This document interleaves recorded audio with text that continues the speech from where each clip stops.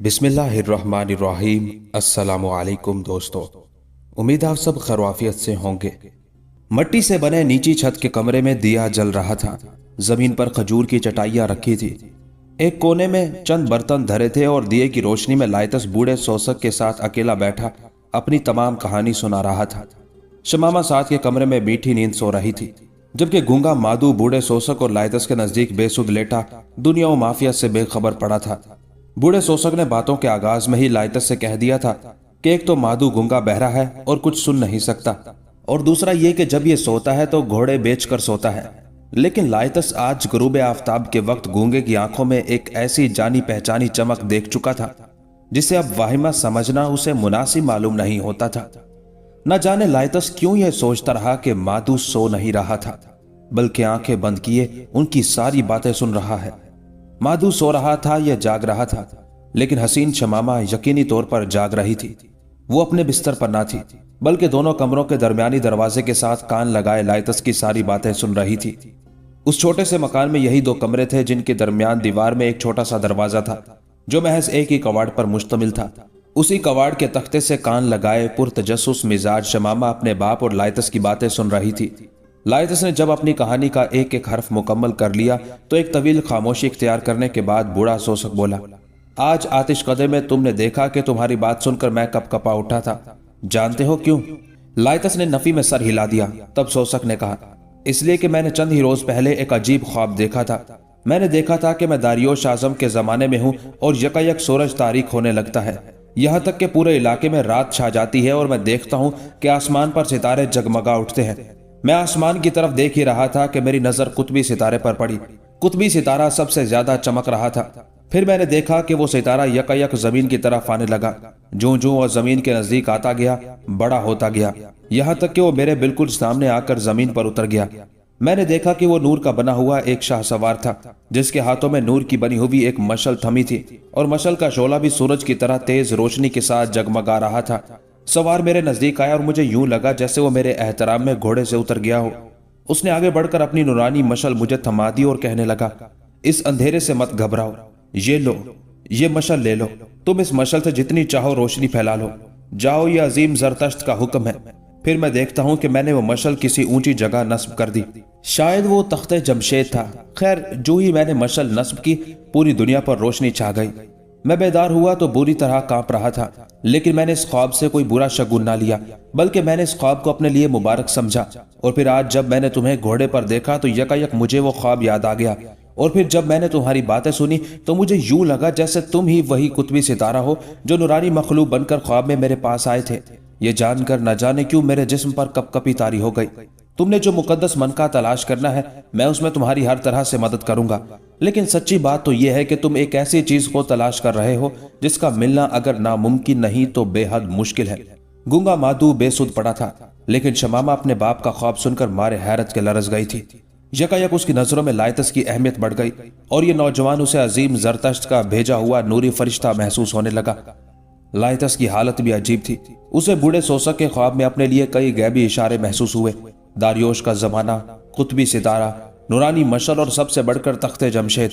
लाइतस को यूं लगा जैसे उसका मतलूबा मन का तख्ते जमशेद में ही कहीं है, लेकिन उसे यह ख्याल भी बार बार आ रहा था कि ये सब बातें बेकार हैं और एक छोटा सा मन का ढूंढना ना सिर्फ नामुमकिन है बल्कि हमाकत की बात है। लेकिन ना जाने क्यों उसका दिल बूढ़े सोसक के ख्वाब में वजन महसूस कर रहा था। रात काफी तारीख थी और बूढ़े मोबिद के मकान से बाहर तेज हवा चलने की सनसनाहट कमरे के अंदर भी सुनाई दे रही थी। मट्टी का यह छोटा सा मकान घास फूस की नीची नीची छतों पर मुश्तमिल था और उस वक्त मरकज़ कुरूश के होलनाक और पथरीले वैरानों में यह मकान तेज हवा की जद में चुपचाप खड़ा था। कमरे में दिए की टिमटिमाती हुई लो ज्यादा रोशनी ना पैदा कर रही थी। बस इतना था कि चटाइयों पर बैठे लाइतस और बूढ़े सोसक का निचला धड़ रोशनी की जद में था और चेहरों पर कम होती हुई रोशनी थी। अलबत्ता पास ही लेटा गूंगा मादू रोशनी के उस हाले के अंदर था जो दिए की लो की वजह से एक दायरे की सूरत फैल रहा था। उसका चेहरा कम होती हुई रोशनी में किसी पत्थर की तरह बेजान दिखाई दिया। वो जमीन पर सीधा चारों खाने चित लेटा गहरी नींद सो रहा था। बूढ़े सोसक ने अपना ख्वाब मुकम्मल किया और कुछ देर तक दोनों खामोश बैठे रहे। मान बूढ़े सोसक ने कहा, तुम बैठो, मैं अभी आता हूँ। मेरे पास मेरे आबा व अजदाद की कुछ निशानियां हैं, शायद उनसे हमें मदद मिल सके। सोसक इतना कहकर उठा और कमरे से बाहर की तरफ चल दिया। एक जोरदार चिड़चिड़ाहट के साथ दरवाजा चीखा और फिर गड़गड़ाते हुए खटाक से खुद ब खुद बंद हो गया। बूढ़े के जाते ही ना जाने क्यों लायतस ने बड़ी तेजी से अपने पास लेटे हुए माधु की तरफ देखा। दिए की लो में माधु का स्याह चेहरा और धसी हुई आंखें बेहद खौफनाक लग रही थी। वो किसी खुरदरे पत्थर की तरह बेहिस्सो हरकत गहरी नींद में गर्क था। लायतस की आंखें माधु के चेहरे पर जमकर रह गई। अभी लायतस दिए की टिमटिमाती हुई लो में गूंगे माधु को घूर ही रहा था कि यकलख्त माधु ने आंखें खोल दी। उसकी आंखें फटाक से खुली और उसके दोनों दीदे लायतस पर जम गए। लायतस का दिल इस मंजर से इतनी बुरी तरह दहला कि उसे यूं लगा जैसे वो अभी मर जाएगा। उसकी चीख निकलते निकलते रह गई। ये वही मखसूस पुरअसरार चमकती हुई आंखें थी। लायतस चाहता था कि माधु के पास से उठकर भाग जाए, लेकिन उसे यूं लगा जैसे वो फर्श के साथ चिपक कर रह गया हो। उसने दोनों हथेलियां फर्श पर रखी और खुद को ऊपर उठाने के लिए जोर लगाया, लेकिन इसी असना में उसे बेहिस्सो हरकत पड़े गूंगे माधु के एक हाथ में हरकत महसूस हुई और फिर अगले लम्हे उस खौफनाक गूंगे का आहनी पंजा लायतस के बाजू पर था। लायतस को यूं लगा जैसे लोहे की उंगलियों ने उसे बड़ी सख्ती के साथ जकड़ लिया हो। अगले लम्हे गूंगा उठने लगा। उसकी खौफनाक आंखें पसीने में शराबूर लायतस पर जमी हुई थी और लायतस अपनी तमाम हिम्मतें मुजतमा करके अब गूंगे को झटकने का इरादा करने वाला था। इसी असना में यकलख्त कमरे का दरवाजा चिरचिराया और बूढ़ा सोसक कमरे में दाखिल हुआ, लेकिन इससे पहले कि उसकी नजर लायतस या माधु पर पड़ती, माधु यकदम पहली हालत में आ गया। अब सब कुछ वैसे का वैसा था जैसा बूढ़ा सोसक छोड़कर गया था। सोसक लौटा तो उसके हाथ में एक बहुत ही बोसीदा थैली थी। वो लायतस के सामने आकर बैठ गया और लायतस के चेहरे का पसीना देखे बगैर ही थैली खोलकर मुख्तलिफ चीजें लायतस को दिखाने लगा, लेकिन लायतस की दिलचस्पी उन चीजों में नहीं थी। वो कनखियों से सोए हुए माधु की जानिब देख रहा था। उसके दिल में आई कि माधु की हरकत के बारे में सोसक से बात करे, लेकिन फिर यह सोचकर कि सोसक उसे उसका वाहिमा करार देते हुए बुज़दिल न समझने लगे, वो चुप रहा। मान उसके कानों से बूढ़े सोसक की आवाज टकराई, और यह है तख्ते जमशेद के उस तहखाने की चाबी जिसकी निगरानी पिछले 1500 साल से हमारे खानदान के जिम्मे है। तख्ते जमशेद के इस तहखाने के बारे में मेरे सिवा कोई नहीं जानता। ये एक राज है जो सीना बसीना हर मोबिद के बड़े बेटे तक मुंतकिल होता आया है, लेकिन आज मैंने यह राज तुम्हारे सामने कह दिया। जानते हो क्यों? क्योंकि मुझे अपने ख्वाब की पूरी ताबीर समझ में आ चुकी है। मैं तुम्हें बताता हूँ। जैसा कि आज मैंने तुम्हें बताया था कि यके बाद दीगरे मेरे एक दो नहीं बल्कि 11 बेटे पैदा हुए और बचपन में ही जाँ बहक हो गए। उसके बाद मेरी प्यारी बेटी पैदा हुई और वो जिंदा रही। मुझे बेटी की नहीं बेटे की जरूरत थी जो इस अजीम मरकज की निगहबानी का सिलसिला अगली नस्लों तक चला सके। लेकिन जब मेरा कोई बेटा जिंदा ना रहा तो मुझे यकीन हो गया कि मैं ही इस मुकद्दस मरकज का आखिरी निगहबान हूँ। ये गोया मेरी मायूसी थी, गोया मेरे लिए दुनिया तारीख हो गई थी, क्योंकि मैं ही वो बदनसीब था जिस पर आकर आहूरा मजदा के इस अजीम काम का खात्मा हुआ।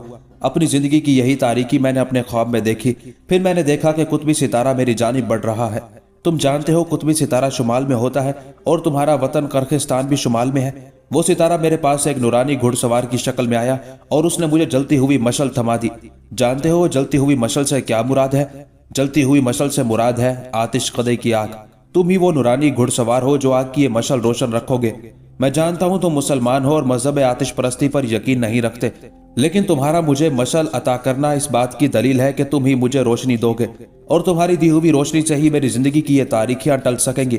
मैं कई साल से बेहद परेशान था, रात रात भर जागता और सोचता कि मेरे बाद ये फरीजा कौन संभालेगा। ये जो गूंगा माधु है, मैं ना चाहते हुए भी चाहता था कि मेरी बेटी इसके साथ शादी कर ले ताकि मेरी बेटी के बदन से आतिश कदे का निगरान पैदा हो। ये गूंगा माधु भी मुग खानदान से है, लेकिन अब मैं अपने ख्वाब की ताबीर पा चुका हूँ। तुम जो कोई भी हो, लेकिन मैं इतना जानता हूँ तुम ही वही नौरानी घुड़सवार हो जो मेरे ख्वाब में आए थे। ये चाबी जो मैंने तुम्हें दिखाई उस तहखाने की है जिसका दरवाजा सदियों से नहीं खोला गया। ना ही मैंने अपनी जिंदगी में वो दरवाजा खोला है और ना ही मेरे आबा व अजदाद ने। बस ये चाबी ही नस्ल दर नस्ल आगे से आगे मुंतकिल होती रही। अलबत्ता मुझे इस तहखाने के दरवाजे तक पहुंचने का रास्ता मालूम है। मैं साल में 1-2 बार पारस जाता हूँ। बड़ी एहतियात से उस रास्ते में दाखिल होता हूँ। उस बड़े आहनी ताले की सफाई करता हूँ जिसकी ये चाबी है, लेकिन ताला नहीं खोलता क्योंकि मेरे पुरखों ने वो ताला नहीं खोला। आज मैं ये चाबी तुम्हारे सपुर्द करके अपनी जिम्मेदारी से ओहदा बरा होना चाहता हूँ। हो सकता है तख्ते जमशेद के उस तहखाने में तुम्हें अपना मन का मिल जाए। लायतस इंतहाई दर्जा इस्तेजाब में गर्क था। उसकी आंखें तजस्सुस और वाकयात की देव मालायत की वजह से फैली हुई थी। उसने एक बार कनखियों से बेसुध सोए गूंगे माधु की तरफ देखा और फिर हाथ बढ़ाकर बूढ़े सोसक से लोहे की वो बड़ी सी चाबी थामना चाही।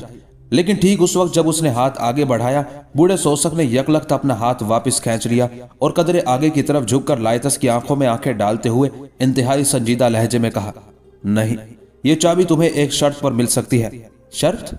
कौन सी शर्त? लाइतस के माथे पर शिकने पड़ गई। उसने खिफ्फत भरे अंदाज में अपना हाथ वापस हटा लिया। शर्त यह है कि तुम्हें मेरी बेटी के साथ शादी करनी होगी। लाइतस को यूं लगा जैसे उसके दिलो दिमाग में किसी ने बहुत बड़ा धमाका कर दिया हो। वो बुरी तरह उछला। ये एक बिल्कुल गैर मुतवक्के शर्त थी। लाइतस ने थोड़े से तवक्कुफ के बाद बड़े अजीब लहजे में कहा, लेकिन मैंने तो आपसे चाबी तलब नहीं की। अगर मैं ये शर्त ना मानूं और चाबी भी कबूल ना करूं तो मुझे क्या हर्ज होगा? हर्ज तो कोई नहीं होगा। तुम शायद ज्यादा से ज्यादा अपना मन का हासिल ना कर सको और अपने मजहब में वापस लौट जाओ, लेकिन मेरा बहुत हर्ज होगा। मेरी हूरों जैसी खूबसूरत बेटी को इस गूंगे मादू का बच्चा जन्म देना होगा। अब तक मैं इसके इनकार को कबूल करता आया हूं, लेकिन अगर तुमने मेरी शर्त ठुकरा दी तो मैं अपनी बेटी पर सख्ती करूंगा और उसे इस गूंगे का बच्चा जनने पर मजबूर करूंगा।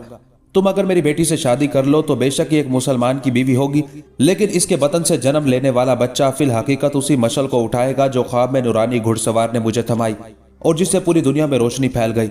सोसा की बात सुनकर लाइतस हक्का बक्का रह गया।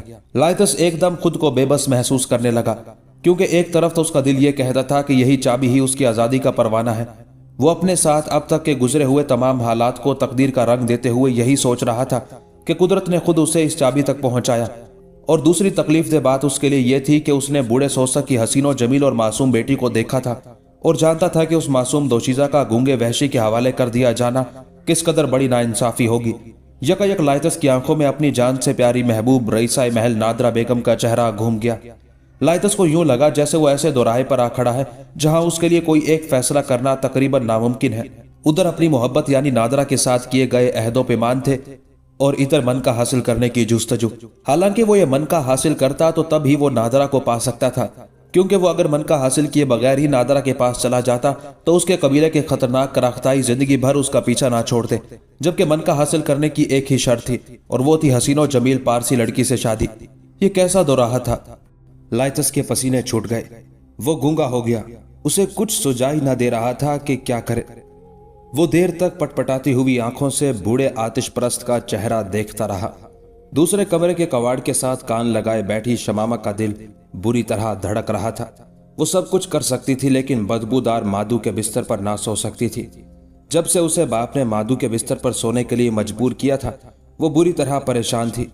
उसका शबाब, गरूर बांकपन और नस्वानियत का जौहर इतना कीमती था कि वो उसे किसी लाले नायाब से बढ़कर महफूज रखे हुए थी। अपनी पवित्रता और अपने बांकपन का यह अंजाम उसे मर जाने से ज्यादा भयानक लगता था। उसने दिल में सोच रखा था कि जब उसका बाप उसे वहशी माधु के बिस्तर पर सोने के लिए आखिरी हद तक मजबूर करेगा तो वो आतिश कदे के अलाव में कूदकर खुद को आहुरा मजदा की भेंट चढ़ा देगी। आज उस खूबरू नौजवान के सामने अपने बाप की शर्त सुनकर शमामा के दिल में एक बार तो खुशी के लड्डू फूट उठे, लेकिन अब उस नौजवान को लाजवाब और खामोश बैठा देखकर शमामा बुरी तरह मुस्तरिब हो गई। उसका दिल जोर जोर से धक धक करने लगा।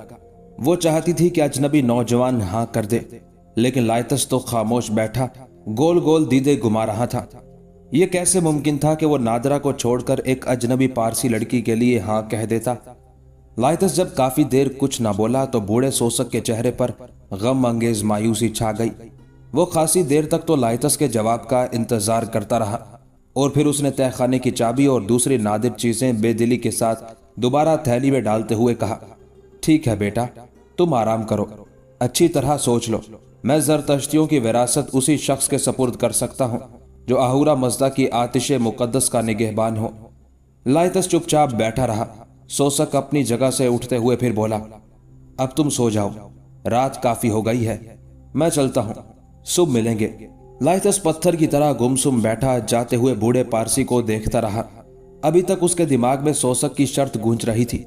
इसी असना में उसकी नजर सोए हुए माधु पर पड़ी और वो ये सोचकर दिल ही दिल में डर गया कि इस खौफनाक गूंगे के साथ अकेले कमरे में सोना उसके लिए जानलेवा साबित हो सकता है। उसने सोसक को पीछे से आवाज देना चाही, लेकिन फिर यह सोचकर रुक गया कि बूढ़ा उसकी जवामर्दी को शक की नजरों से ही ना देखने लगे। चुनाचे लाइतस खामोश रहा और अपनी जगह पर उसी तरह बैठा रहा। दरवाजा चिरचिराया और सोसक बाहर निकलने लगा तो सोसक ने दरवाजे में रुकते हुए लाइतस से कहा, शब बखैर। अच्छा अब तुम दरवाजा बंद कर लो। लाइतस के लिए ये एक इम्तिहान था, एक ऐसे खौफनाक शख्स के साथ अकेले कमरे में सोना जो किसी भूत की तरह यकदम बेदार होकर अपने आहनी पंजे से उसकी गर्दन मड़ोड़ सकता था। लाइतस के लिए एक सब्र आजमा बात थी। मान लाइतस को अपनी बुज़दिली पर गुस्सा आने लगा। वो यकलक सब कुछ भुलाकर उठ खड़ा हुआ और अगले लम्हे वो कमरे का दरवाजा अंदर से बंद कर रहा था। दिए की लौ टिमटमाती रही। लाइतस कुछ देर तो गूंगे मादू के चेहरे पर नजरें जमाए खड़ा रहा, लेकिन फिर लाइतस ने सचमुच सो जाने का फैसला किया। वो चटाई पर मादू से कुछ हटकर लेट गया, लेकिन नींद उसकी आंखों से कोसों दूर थी। उसका हर लम्हा बहुत आहिस्तगी से गुजरने लगा। हर घड़ी वो इसी खौफ में मुब्तला था कि अभी खौफनाक गूंगा यकलख्त बेदार होकर उस पर हमला कर देगा। वक्फे वक्फे से लाइतस कोहनी के बल उठकर बेसुध बड़े मादू की जानिब देखता। काफी देर तक देखता रहा और फिर अपने खंजर के दस्ते को हाथ से टटोल कर गोया दिल को तसल्ली देता और फिर लेट जाता। गूंगा मादू किसी स्याह पत्थर के मुजस्मे की तरह बदस्तूर चारों खाने चित पड़ा था। कभी कभी लाइतस को यूं लगता जैसे मादू के पपोटों तले से उसके दिए घूमकर लाइतस को घूर रहे हो। वक्त गुजरता गया और लाइतस कभी खौफजदा कभी बेखौफ रात भर जागता रहा और सुबह के करीब लाइतस की आंख लग गई। लाइतस की आंख खुली तो सुबह हो चुकी थी और कमरे में गूंगा मौजूद नहीं था। लाइतस कुछ देर तक तो खाली उस जहनी की कैफियत में लेटा रात की बातों पर गौर करता रहा और फिर वो उठकर बैठ गया। चंद लम्हे बाद वो अपनी जगह से उठकर कमरे से बाहर निकल आया। घर के छोटे से सहन में एक तरफ रसोई घर से धुआं उठ रहा था।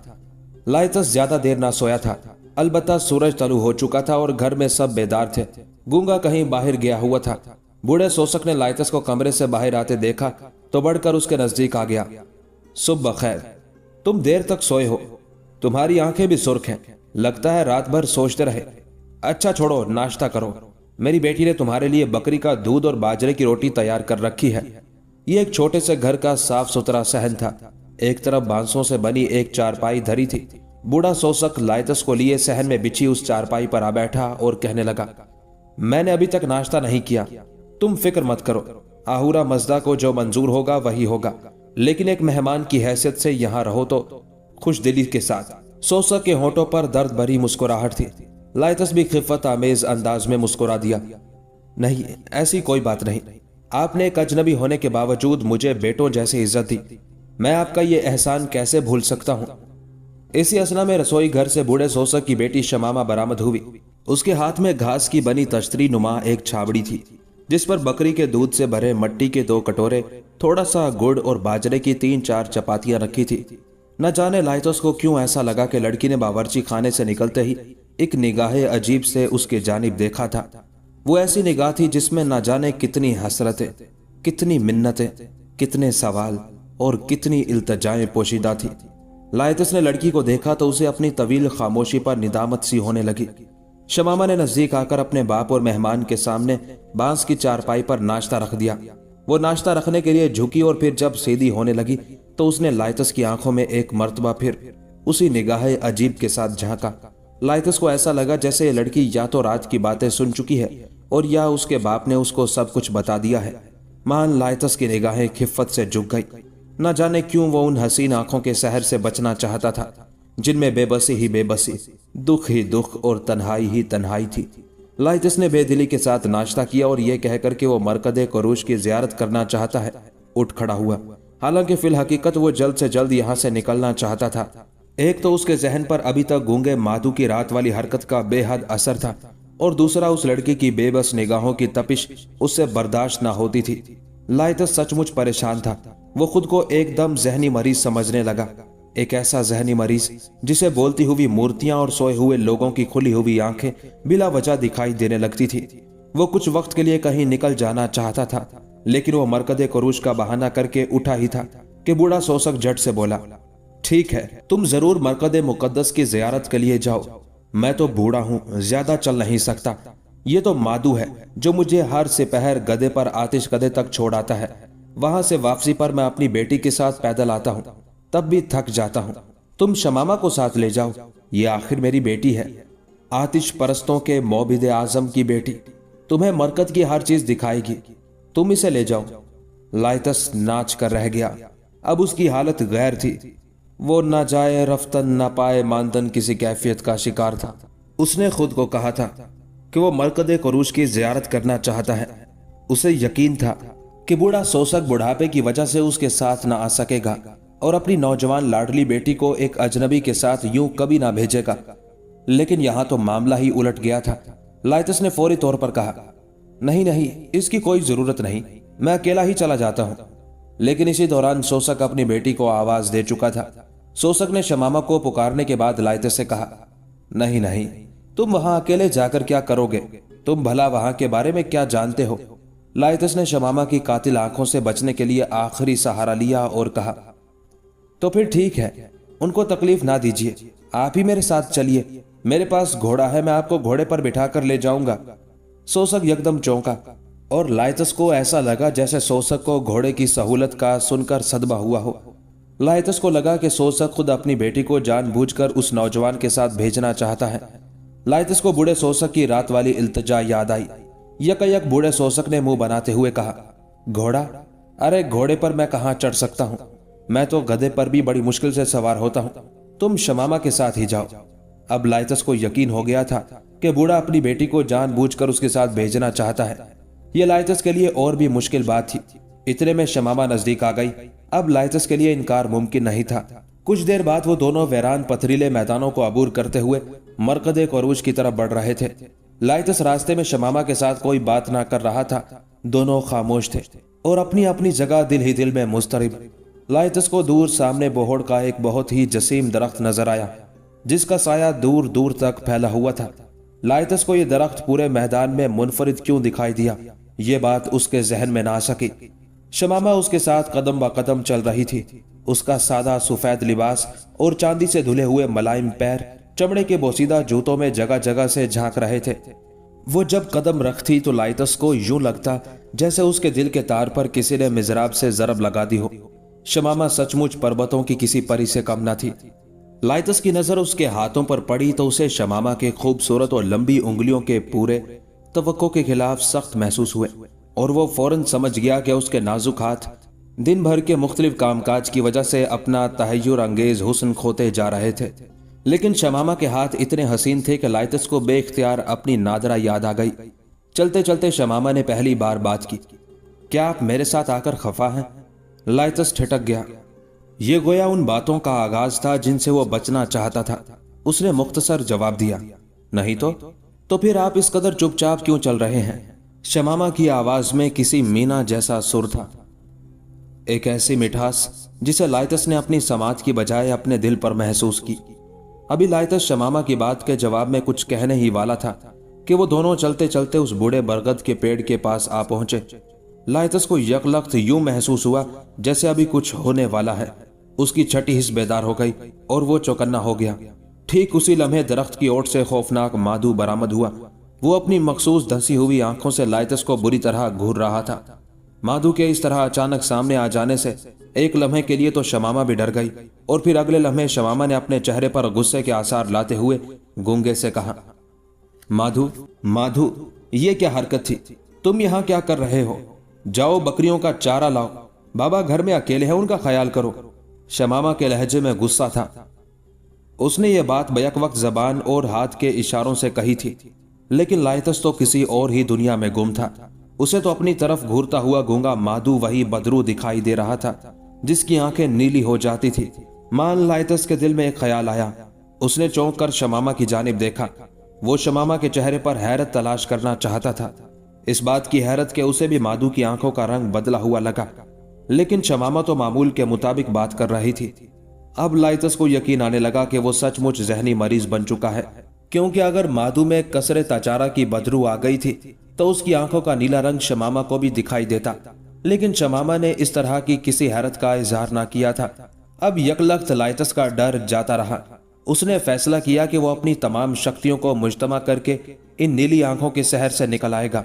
यही सोचकर उसने गूंगे की तपती हुई नीली आंखों में अपनी शोला बार नजरें गाड़ दी। कुछ देर तक तो लाइतस को यूं महसूस होता रहा जैसे किसी ने उसके दिमाग में आंखों के रास्ते दो सलाखें घुसेड़ दी हों। लेकिन फिर कुछ देर बाद उसकी ये तकलीफ कम हुई और उसने देखा कि गूंगे माधु की नीली आंखें फिर अपने पहले रंग पर वापस आ चुकी थी। लाइतस दिल ही दिल में खुश हुआ। उसे यूं लगा जैसे उसने अपनी शक्ति के बल पर नीली आंखों वाली बदरूह को शिकस्त दे दी है। महान उसके कानों में शमामा की मीठी और सुरीली आवाज पड़ी। चलिए मोअज़्ज़िज़ मेहमान, ये तो आधे से ज्यादा पागल है, पता नहीं बाबा इसको अपने साथ क्यों रखते हैं। शमामा ये बात कहते हुए आगे की तरफ चल पड़ी। लाइतस भी चल दिया और गूंगा माधु बार बार पीछे मुड़ मुड़ कर देखता हुआ सोसक के घर की तरफ जाने लगा। शमामा अभी अपनी बात जारी रखे हुए थी। वो कह रही थी, मैं नहीं मान सकती कि मुग खानदान का तारीख चराग है। आपने देखा नहीं इसका रंग कितना स्याह है। हम मुगों की 1500 साल तारीख में किसी स्याफाम का जिक्र नहीं मिलता, लेकिन फिर भी बाबा को यकीन है कि यह मुग है। लाइतस हैरत से शमामा की बात सुन रहा था। उसे भी यह वाज़ेह फर्क पूरी तरह महसूस हुआ था। चुनाचे उसने हैरत भरे लहजे में पूछा, तो क्या आप नहीं जानती कि रिश्ते में आपका क्या लगता है? मैं तो समझा था कि आपके बाबा ने इसे पाला है। यह सुनकर शमामा बुरा सा मुंह बनाते हुए बोली, मुझे तो यह भी पता नहीं कि यह कौन है। मैंने जब से आंख खोली इसे इस हुलिये में देखा है। पहले पहल ये कभी कभार आया करता था, दूर कोहे बेसतून की वादियों में रहता था, लेकिन अब तो ये यहाँ ही रहने लगा है। पिछले 3 माह से यहाँ है। मैं इसे एक आंख भी नहीं देख सकती। लाइतस हैरान था कि आखिर गूंगा कौन है। ये गूंगा तो सचमुच लाइतस के लिए पुरस्कार बनता जा रहा था। उसने फिर पूछा, आपके बाबा ने कभी आपको बताया नहीं कि उन्हें कहाँ मिला था? बताया था, कहते हैं ये एक दिन खुद ही उनके पास आ गया था और उसने कदीम मुगों की चंद मखसूस निशानियां दिखाकर उनकी नजरों में खुद को मुग मनवा लिया। तब से ये कभी कभार आता जाता रहा और फिर अब तो कहकर शमामा ने कड़वा सा घूंट भरा और बेजारी से चेहरा दूसरी तरफ घुमा लिया। लेकिन उसका चेहरा घूमने से पहले लाइतस उसकी आंखों में आंसुओं की चमक देख चुका था। शमामा खामोश हो गई और लाइतस का दिल दुखने लगा। वो समझता था कि शमामा इस खौफनाक गूंगे से क्यों खार खाती है। शमामा का बाप इस काले गूंगे को मुग खानदान का फर्द समझकर अपना दामाद बनाना चाहता था, ताकि उसके यहाँ मुग नस्ल का नवासा पैदा हो तो कदीम आतिशकदे का अलाव रोशन रह सके। लाइतस कुछ देर खामोशी से चलता रहा और फिर लाइतस ने आज खुद पूछा, आप माधु से परेशान दिखाई देती हैं। मुझे ऐसा ही महसूस हुआ। मुझे खुद भी उसकी आंखों में एक अजीब सी वहशत दिखाई दी। क्या आपको भी उसकी आंखें कभी कभार मुख्तलिफ सी लगती हैं? लाइतस इसी बहाने शमामा की राय जानना चाहता था। शमामा ने अपनी कुशादा पेशानी से लट हटाते हुए लाइतस की जानिब देखा और कदरे हैरत से जवाब दिया, नहीं तो उसकी तो बड़ी बेनूर और नापसंदीदा सी आंखें हैं। अब तो लाइतस को पूरा यकीन हो गया कि उसके जहन में कसरे तचारा की मूर्ति की नीली आंखों का वहम बैठ गया है। वो मुतमईन हो गया और दिल में तहिया किया कि अब वो हर कीमत पर अपने इस वाहिमे पर काबू पाएगा। अब वो मरकदे कुरूज की टूटी हुई दीवार के नजदीक पहुंच चुके थे। शमामा ने हसरत भरी निगाह से अपने पुरखों के उन खंडरात को तकते हुए कहा, देखिए यहाँ कितनी वैरानी और खामोशी है। कभी यहाँ बारोनक बाजार और रोशन आतिशकदे थे, लेकिन अब एक एक पत्थर और एक एक ईंट वाह हसरता पुकार रही हैं। ये खंडरात 1500 साल पुराने हैं। लाइतस शमामा के अंदाजे बयां पर हैरान रह गया। ये लड़की बड़ी ज़हीन थी और बड़ी खूबसूरत बातें करती थी। लाइतस ने बात जारी रखने के लिए कहा, क्या ये सच है कि 1500 साल से एक ही खानदान यानी आपका खानदान यहाँ निगरान के तौर पर चला आ रहा है? लाइतस की बात सुनकर न जाने क्यों शमामा ने फिर मुंह बिसोर लिया। सच है, लेकिन आप बाबा से मत कहिए तो एक बात कहूं। शमामा ने अपनी भवें उठाते हुए एक अदाए दिलबराना से लाइतस की जानिब देखा। लाइतस को उस लम्हे वो बहुत भली लगी। उसने एक दोस्ताना सी मुस्कुराहट के साथ जवाब दिया, हाँ आप कहिए, मैं आपके बाबा को नहीं बताऊंगा। अब शमामा यकलख्त मुस्कुरा दी। लाइतस को यूं लगा जैसे इन वैरानों में यकायक चुपके से बाहर आ गई हो। शमामा बोली, मैं तो इसे हमाकत समझती हूँ। जब जरतश्त का दौर था तो सब ठीक था। बाद में भी अरसा दराज तक अगर हमारे आबाओ अजदाद यहाँ के आतिशकदे चलाते रहे तो भी ठीक था। लेकिन अब इन टूटी फूटी दीवारों, बिखरे हुए पत्थरों, बोसीदा इमारतों और कदीमी खंडरात की रखवाली का क्या मतलब है? मैं तो कहती हूँ हमें समरकंद चले जाना चाहिए। वहाँ हमारे मजहब के बहुत से लोग आबाद हैं। जाहिर है आतिशकदे भी आबाद होंगे, लेकिन बाबा मेरी इस बात का बुरा मनाते हैं। वो मुझे इस तरह कहने से रोकते हैं और खुद मरकद कुरूज का निगरान होने पर फख्र करते हैं। आप ही बताइए, एक मरकद की निगरानी का क्या मकसद हो सकता है? लाइतस दिल ही दिल में ख्याल कर रहा था कि शमामा की बात तो दुरुस्त है। एक कब्र की निगरानी का आखिर क्या मकसद हो सकता है? उसने सुन रखा था कि मिस्र के कदीम खंडरात में भी इस तरह के खानदान पाए जाते थे जो अहरामे हाय मिस्र की निगरानी और हिफाजत पर हजारों साल से मामूर थे। कदीम मिस्री फराइन जब मरते तो मौत से पहले اپنے لیے پہاڑوں کو کھود کر یا ریت کے میدانوں میں بڑے بڑے پتھروں کی مدد سے بڑے بڑے احرام بنواتے۔ یہ احرام فی الحقیقت ان کے مرکز ہوتے جن میں مرنے والے فرعونوں کو دفن کیا جاتا۔ مرنے والے فرعون کے لیے یہ احرام کسی قصر زرعی سے کم نہ ہوتا تھا۔ ان کا خیال تھا کہ احرام میں پہنچ کر فرعون مذکور کی لاش پھر سے زندہ ہو جاتی ہے اور وہ احرام کے اندر اپنی زندگی اس طرح گزارتا ہے جس طرح مرنے سے پہلے ممفس کے عظیم الشان محلات میں اس کی شاہانہ زندگی گزرتی تھی۔ جب کسی بھی فرعون کو احرام میں مدفون کیا جاتا تو وہ اکیلا نہ ہوتا، بلکہ وہ تمام خزانے جو اس نے اپنی زندگی میں جمع کیے ہوتے اس کے ساتھ دفنائے جاتے۔ اس کے ذاتی غلام، لونڈیاں، کنیزیں، دربان اور بعض سپاہی بھی اس کی حفاظت کی خاطر احرام کے اندر زندہ چنوا دیے جاتے تھے۔ قدیم مصریوں کا خیال تھا کہ احرام کے اندر فرعون کو دوبارہ سے زندگی ملتی ہے، تو یہ تمام خدام اس کی خدمات بجا لاتے ہیں۔ کچھ اس طرح کی صورت یہاں بھی تھی۔ لائتس کو محسوس ہوئی تھی عظیم سائرس کو وفات پائے 1500 برس گزر چکا تھا، لیکن اس کے مرکز کی نگرانی آج تک اسی دور کے موگ کر رہے تھے جو نسل در نسل اسی خاندان سے چلے آتے تھے، جنہیں صدیوں پہلے سائرس کے بیٹے کمبائس نے اس کام کے لیے مقرر کیا تھا۔ کمبائس نے اپنے باپ سائرس کی لاش کے ساتھ مرکز کے اندر بیش بہا خزانے بھی رکھوائے تھے، جن میں زر کثیر اور بے شمار ہیرے جواہرات بھی شامل تھے، لیکن مرکز کے اندر کسی زندہ انسان کو قروش کی میت کے ہمراہ دفن نہ کیا گیا تھا۔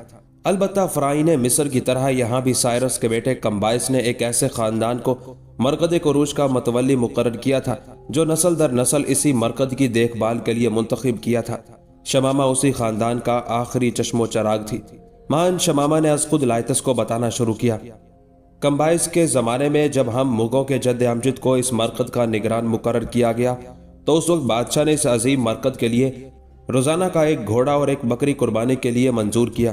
یہ دونوں جانور ہر روز مرکز کے زائرین اور مسافروں کے لیے ذبح کیے جاتے۔ اس کے علاوہ ایک بوری گیہوں کا آٹا بھی مقرر ہوا تھا۔ اس زمانے میں پارساگرد عظیم فارس کا دارالسلطنت تھا۔ یہاں خوب بارونق بازار تھے، رنگا رنگ کی عمارتیں اور جمشید عظیم کے زمانے کی 4 نسلیں آباد تھی۔ سائرس نے پوری دنیا پر حکومت کی، یونان بھی اس کے زیر تسلط آ گیا تھا اور بابل کی عظیم اور ناقابل تذکیر سلطنت بھی اسی نے فتح کی تھی۔ سائرس نے بابل میں بخت نصر کے قید کیے ہوئے 70,000 یہودیوں کو ذلت کی غلامی سے نجات دلائی تھی۔ سائرس بہت عظیم تھا۔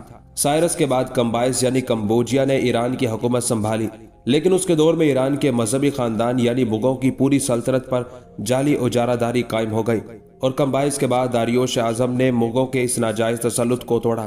داریوش اعظم کو دارا کہہ کر بھی پکارا جاتا ہے۔ شمامہ اپنی معلومات اگلتی جا رہی تھی اور لائتس حیرت کے سمندر میں ڈوبا اس کی فراہم کردہ معلومات کو بڑی دلچسپی کے ساتھ سن رہا تھا۔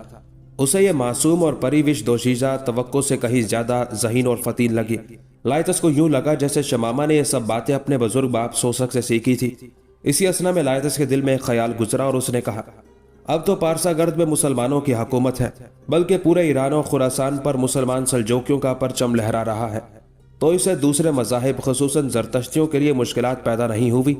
لائتس کے لہجے میں سوال تھا۔ شمامہ نے اسی رو میں جواب دیا، بالکل بھی نہیں۔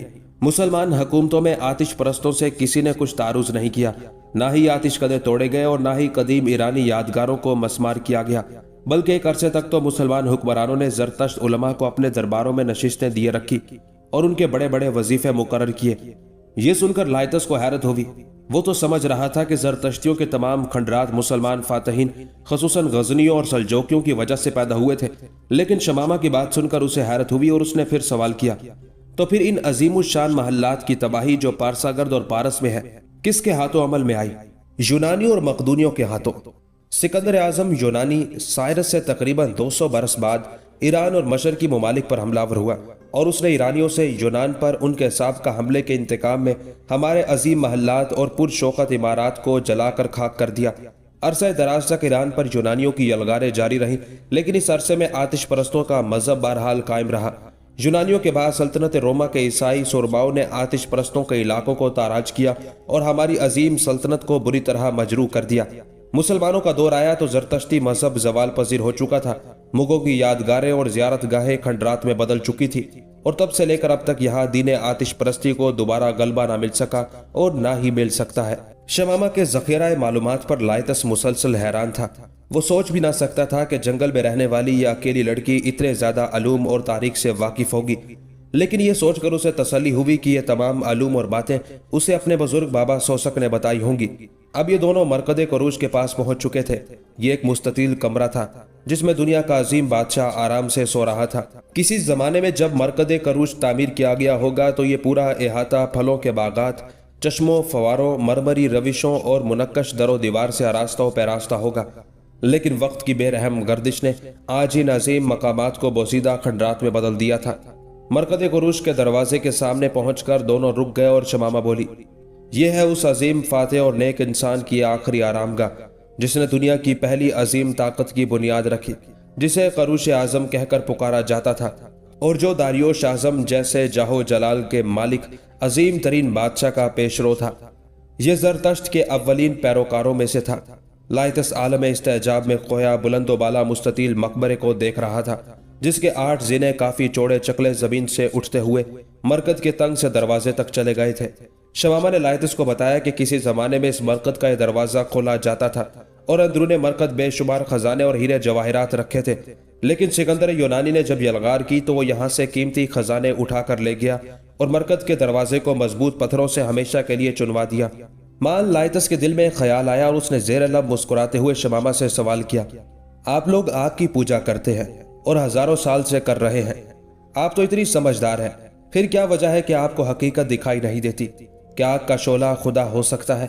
हम जानते हैं कि हम खुद आग जलाते हैं और ये हमारे इस्तेमाल की चीज है। आपने कभी सोचा नहीं कि आग तो हर चीज को जला देती है, जबकि खालिक कायनात किसी जलाने वाली हस्ती का नाम नहीं। लेकिन शमामा के चेहरे पर संजीदगी देखकर लाइतस थोड़ा सा घबरा गया।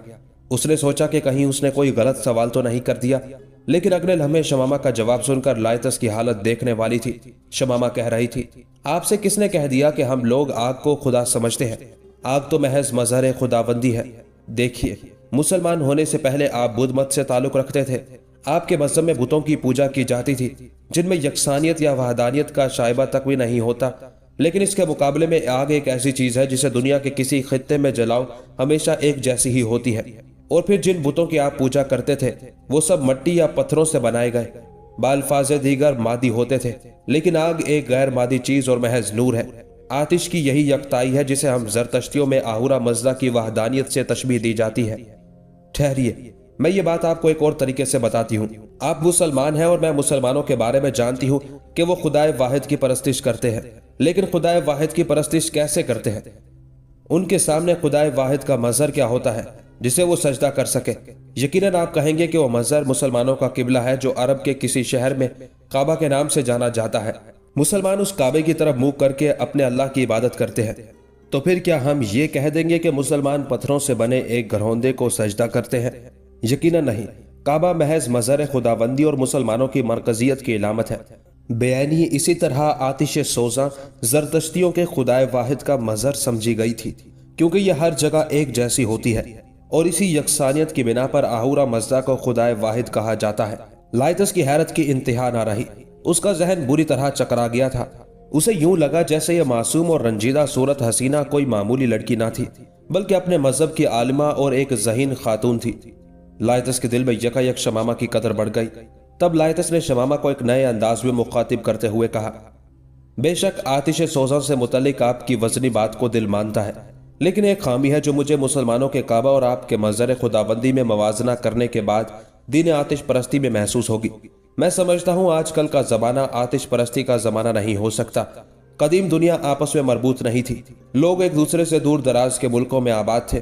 चुनाचे उस वक्त आतिश ही एक ऐसी चीज हो सकती थी जिसकी यकताई को इंसानों के लिए मुफीद समझा जाता, लेकिन अब इंसानों के माबैन रब्ते बाहमी है। हर मुल्क और कौम के लोग एक दूसरे से न सिर्फ वाकिफ हैं बल्कि एक दूसरे के पास आने जाने का मुनासिब इंतजाम रखते हैं। चुनाचे जरूरी था कि अब इंसानियत के लिए कोई ऐसा मरकज होता जो एक ही होता और जिसके गिरदा गिर्द दुनिया भर के इंसान जमा होकर इंसानियत को उम्मत वाहिदा बनाने के लिए एक वजदान हकीकी के साथ उसके गिर्द तवाफ करते। यही खूबी है मजहब इस्लाम में जो मुझे नजर आई और मैंने इस्लाम कबूल किया, क्योंकि मजहब नहीं सिखाता आपस में बैर रखना। सब इंसान औलाद आदम है और मुख्तलिफ मज़ाहिब बनाकर एक दूसरे के साथ लड़ना खालिस्तान गैर फितरी अमल है। मेरी इस राय के बारे में आपका क्या ख्याल है? लाइतस की बात सुनकर शमामा बुरी तरह चौंकी। उसे यूं लगा जैसे लाइतस ठीक कह रहा था। वो खुद अपने आबाओ अजदाद के ला यानी अमल से परेशान थी। चुनाचे लाइतस की बात उसके दिल में बैठ गई। वो दोनों देर तक मरकद कुरूज की मुख्तलिफ यादगार जगहों को देखते रहे, चलते रहे और आपस में बातें करते रहे। चलते चलते लाइतस को यूं लगा जैसे वो नादानिस्ता तौर पर शमामा के साथ खासा घुल गया था। यही बात शमामा भी महसूस कर रही थी। एक बिल्कुल वीरान सड़क से गुजरते हुए लाइतस को जामन का एक भारी भरकम दरख्त दिखाई दिया। लाइतस ने चाहा कि चंद लम्हे उस दरख्त के नीचे बैठकर सुस्ता लिया जाए। वो खुद बिल्कुल भी नहीं थका था, लेकिन एक नाजुक दोशीज़ा को अपने साथ इतनी देर तक पैदल चलाने के बाद उसने यही समझा कि शमामा की खातिर चंद साथ आराम करना होगा। दरख्त के नीचे जामन के चौड़े पत्ते यूं बिखरे हुए थे कि गोया एक कड़कड़ करता दबीज कालीन उनके कदमों तले बिछा था। लाइतस के कहने पर दोनों कुछ देर के लिए वहां बैठ गए।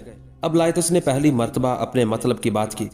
शमामा, कल आतिश कदे में मैंने आपके सामने जिक्र किया था कि मैं एक मुश्किल में गिरफ्तार हूं। आपके वालिद उस सिलसिले में मेरी बहुत मदद कर सकते हैं।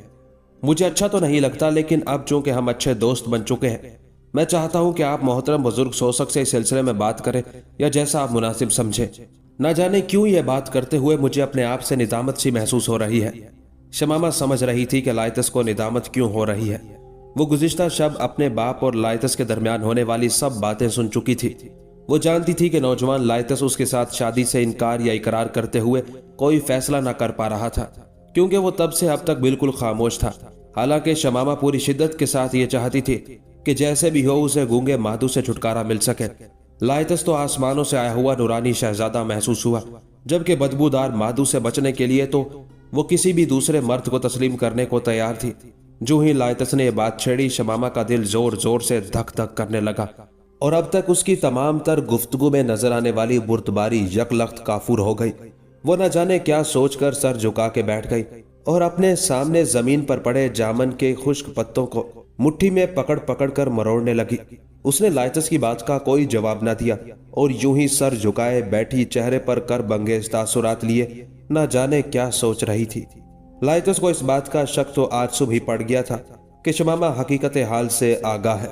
चुनाचे शमामा की खामोशी पर वो मुस्तरिब न हुआ, बल्कि यही समझा कि यह मासूम लड़की अब अपने भयानक मुस्तकबिल से खौफजदा होकर वही कुछ सोच रही है जो गुज़िश्ता शब उसका बाप सोच रहा था। लाइतस भी चुप रहा। काफी देर एक ही कैफियत में बैठे रहने के बाद लाइतस ने कोई बात करने के लिए शमामा की जानिब देखकर मुंह खोला ही था कि वो नीचे पड़े पत्तों पर पानी के चंद कतरे देखकर हैरान रह गया। शमामा का सर झुका हुआ था और गालबन उसकी आंखों से टप टप आंसू बह रहे थे। लाइतस के दिल पर घोंसा पड़ा। उसे यूं लगा जैसे वही इस ज़हीन हसीना का मुजरिम है। शमामा बदस्तूर खामोश रही। लाइतस की नजर उसकी मरमरी गर्दन पर पड़ी तो उसे शमामा के मलकूती हुस्न का दिल से कायल होना पड़ा। उसने सोचा, बदबूदार गूंगे मादू के बिस्तर पर इस लड़की का वजूद फिल हकीकत कायनात की सबसे बड़ी ज्यादती होगा। शमामा की तवील खामोशी देखकर लाइतस समझ गया कि लड़की खुद भी बहुत कुछ कहना चाहती है, लेकिन शायद कह नहीं पा रही। वो कुछ कहने के लिए होंठ हिलाना ही चाहता था कि शमामा ने एक झटके से सर उठाया। उसकी गोरी चिट्टी पेशानी से लट उछलकर जुल्फों में जा अटकी। उसने एक लंबी और ठंडी सांस ली, आंसुओं से लबरेज आंखें लाइतस पर टिकाई और होले से कह दिया, ठीक है, मैं अपने बाबा से बात करूंगी और उन्हें मजबूर करूंगी कि एक जवान मर्द की जिंदगी और मौत का मसला है, आप हर कीमत पर मेहमान की मदद करें।